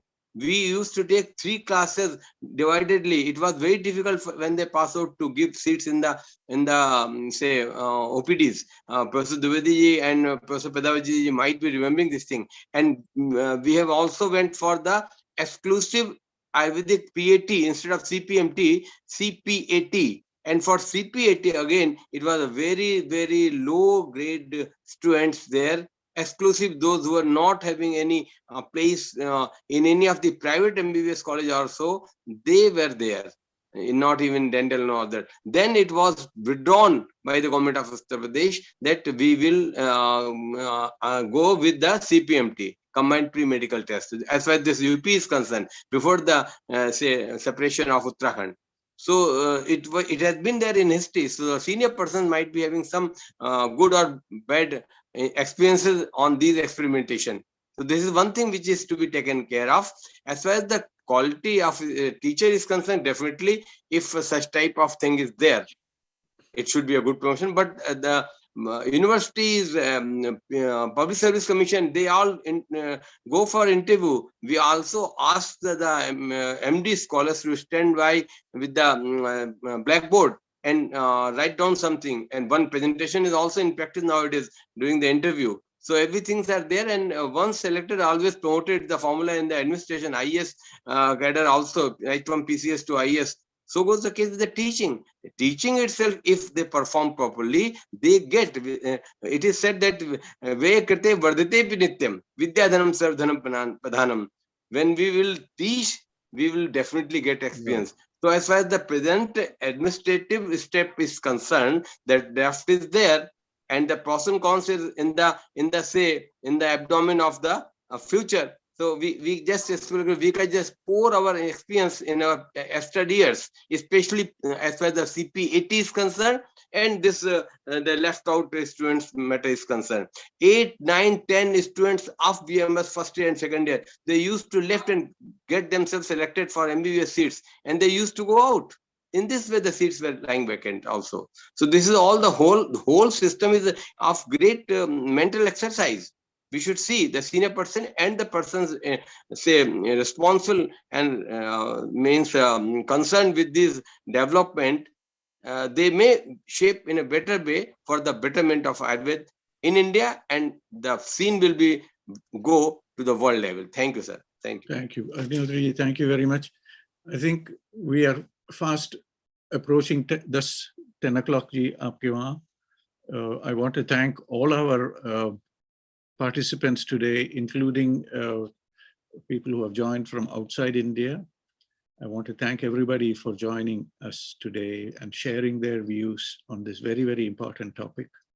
If I could quickly distill some of the thoughts here, Agnihotriji, my feeling most of all is based on what you have recommended, which is an observational period. It is a need, so that we are agreeing with all the people who are drafting this, that there is a need for raising standards, and that standard has to be across the nation, and there is a system that we might adopt. So there is a need, we are not dismissing that. There are needs for assessing clinical skills and ability, whether they want to be teachers or whether they want to be clinicians or whether they want to be in the field or whether they want to go into some allied areas or go into some other area, we don't know. So Prasadji's comment there, at 2 years after the start of the course, there is a need to assess. And that requires the guru. I don't say a teacher, but a guru. I think Parulji has informed us in previous meetings the difference between a teacher and a guru, which is understood. So somehow that culture needs to come back. Of CP Sharma ji ki ek hai ji, we need some stratification of the educational institutions. And uske liye, I don't know what is the system, maybe people are thinking about this already, that we shouldn't discourage the growth of educational establishments, and we must help the poorer institutions get stronger. And that can only be done by some kind of differentiation that is there in this in the system. How that is to be done, I have no idea. But out of discussions, I'm sure we will arrive at something that is the correct approach to do this. And I think finish off with Peter's comment here, G, that we should be worried about the designing way of thinking that is not for today, that is for way past in the future, because that is what Ayurveda spirit is. It is timeless in its knowledge, in how it is to be used. It works across cultural boundaries. It is universal, and we shouldn't lose that spirit somehow. And again, it's the question, how do we do it? If there is an urgency to start shaking the system, which is the impression I get from Prajapati ji's comments, that we want to start changing this, start doing something. In which case, yes, let us start doing something, but don't let it become fossilized as the final approach. We should keep it plastic, we should keep it dynamic, and we must keep improving on it as we go along. If that is the case, then this is a welcome step. It should not be something that is too fixed, maybe to be reviewed in 4 years or 5 years or something, so that as one batch comes out of this process, then we are ready to review the process, or something like that is the best way. And the amount of work to be done to achieve that fine thinking is vast, and it must be a centralized activity. Not, I suspect it shouldn't be under any one ministry, but it must come within the cabinet office. This is my feeling, because it's of national importance. It is too small to be put as one ministry's duty. It must be a large activity, and they must dedicate a team who understand these principles of all the systems of medicine, healing. There is already thinking in government for a one health approach, and hence my suggestion that for whatever of those human health related activities, that includes health in the widest sense, health of humans, health of animals, health of plants, health of the environment, I feel that is the trajectory that must be brought out, that one common approach of selecting students who like that way of thinking. And then we decide whether they want to go towards humans or animals or plants or some food or something like that. So with those few words, Agnihotriji, thus it is 10 o'clock in India. Madanji, at Romaji, last, conclusive. Please. As far as the NEET is concerned, it will be more effective if it is being separated NEET for Ayurveda. Ayurveda are like Unani and Siddha like this, but should not be in par with one health, one what you are pronouncing all the way. That it should not be. It should not be. My medicine should not be included with that one of modern medicine. And one more thing, if I do not know the percentage of modern medicine is introduced in courses, I say that it is nothing but adulteration. I say that adulteration. That is why be pure in its own style. Day before yesterday, our brothers, Vaidhyas, they have shown with video exhibition that if there is an orthopedic consultation also, Ayurveda it itself is having, need not go to a surgeon. Even in my case, personal case also, the right hip had, that means gone up, dislocated, and I was bound to undergo surgery, and where plate is given with orthopedic surgeon. If experts would have been, they could have set up my hip, right hip in proper location. This is unfortunate thing. People who are practicing in good old days, for each and everything, these people are running after the surgery. Even surgery can be prevented with joining the broken skeletons. What if bones can be set by herbal medicine? Why to go to a surgeon? Only the thing, the expertness is required. Expertness is required. Include this traditional practicing people and go research in it. Then you will find out the jewelry. Simply, if you visualize outside that they will be the glass diamonds. They are not real diamonds. Thank you very much. Thank you, Dharmaji. Thank you very much. As always, you challenge us to think differently. The point about training is, you bring us back to that important point of training and scaling up high quality. And we are left with a challenge, but a start has to be made somewhere. And thanks to Pavanji for bringing us all together today. Thanks. Madanji, we have missed the talents only with the bereft of certificate. With the bereft of certificates, there were so many talents in their own style or in their parampara. This is our insight of Bharat. Because they have been neglected, you are not certified. You have not learned, and though you are certified, you have not learned. And those who are learned and were able to in practice, but they are not certified. This is the threatening to Ayurveda and condition now downfallen, where Kutajavani Ghanavati is prescribed after taking after diet. What more should I comment? Because it goes beyond of 10:30. If I went on, I go on speaking. Practicality. It's too much. We appreciate all the points that you raised, because you have come through a very special tradition of learning Ayurveda and practicing in the community. And we know how much you like that Ayurveda should benefit the people in the rural parts of India and the masses. So we finish, if we may, with your permission, Dharmaji, we finish now. Very concrete points have come out. People have listed it, and we will leave to Agnihotriji. Shayad Shubdeep ji, bahut bahut dhanyawad. Thank you. Madan ji, last point should I add? Should I add Please. last point? David, Please. In media that it is being remarked and commented that it is containing poisonous ingredients. But our people, some I am telling that frequently discussing about the brasol and other things of Himalayan.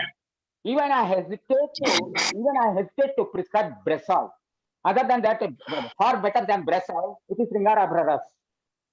with good, with little taxation of your brain, which should be with Trikatka Chun or with Kalisadi Chun or with even Chavanaprash, Sringara Braras can be used. In which stage? What to go for Brazil nonsense, I say, of Himalaya. Thank you, sir. Thank you. Domaji, these are very specialized areas. Our people are accustomed to go by reading of the representation. Only his explanation will be taken into granted to this nonsensical Ayurvedic physician. This is the modern medicine style. Sir, don't thank have you, classical thank you, sir. knowledge. It is going beyond, sir. Thank you, sir. And I would like to second the statement of Dr. Domaji, as he told that anything, if it will be mixed with Ayurveda, it will be adulteration. So I would also like to stand with the statement made by Mr. Peter, sir, that there is no other system to Ayurveda in the world. It itself completes the whole of the scenario.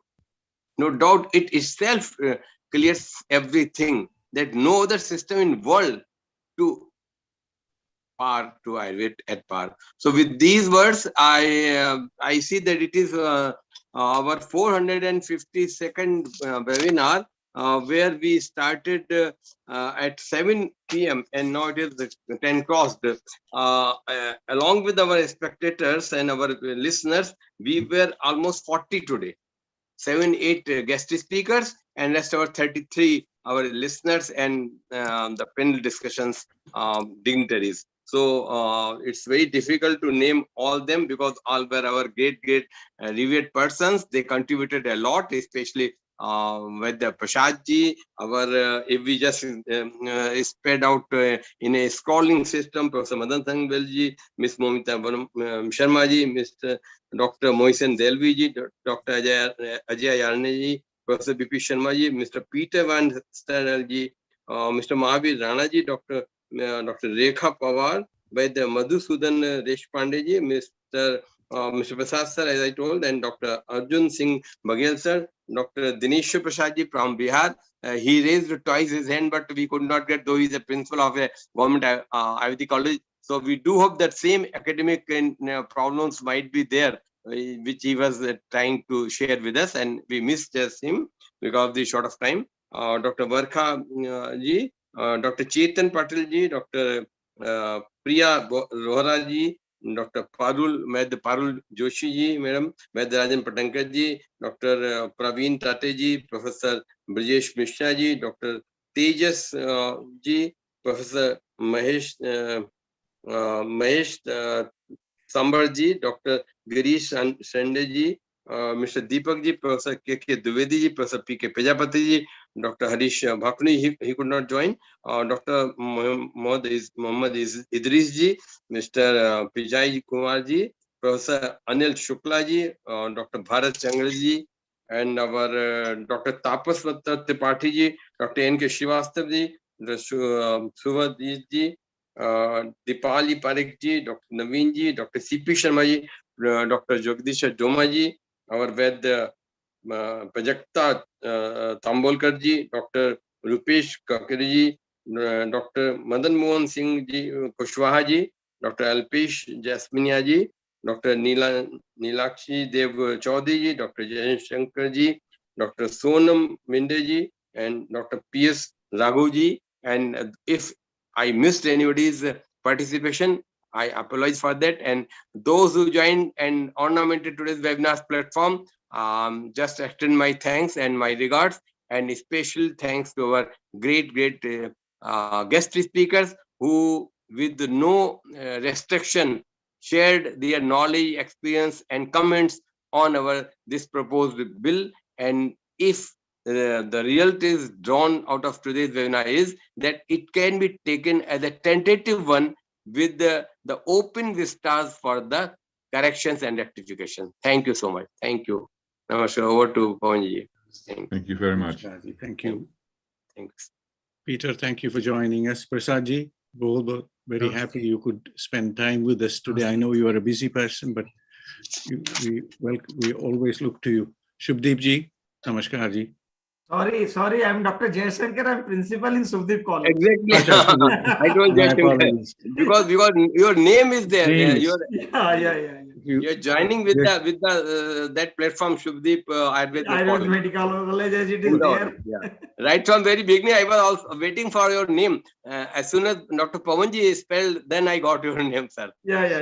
So, Okay, no problem. this is my doctor. Next time I will add that my name if at all I'll get the opportunity. It's better for our identification. Yeah. Agnihotri ji मुझे और एक थोड़ा सा point करना था कभी मतलब ये सभी जो भी है जो हम ये जितने भी हमारे आयुर्वेद में नीट के माध्यम से आ रहे हैं ना सभी प्लान बी वाले आ रहे हैं प्लान ए वाले अगर आते हैं ना तो हमारा जो भी कदम काम बन जाएगा तो उसमें कहीं मोटिवेशनल कहीं और किस टाइप से करे कि प्लान ए बने उसको थोड़ा ही देखना है शायद सोच तो हमारे एडमिनिस्ट्रेशन की यही है लेकिन देखते हैं कितना फिल्टर होके आते हैं कितना आगे आ पाएंगे जी thank you sir thank you professor Madan ji Shubhratri, good night.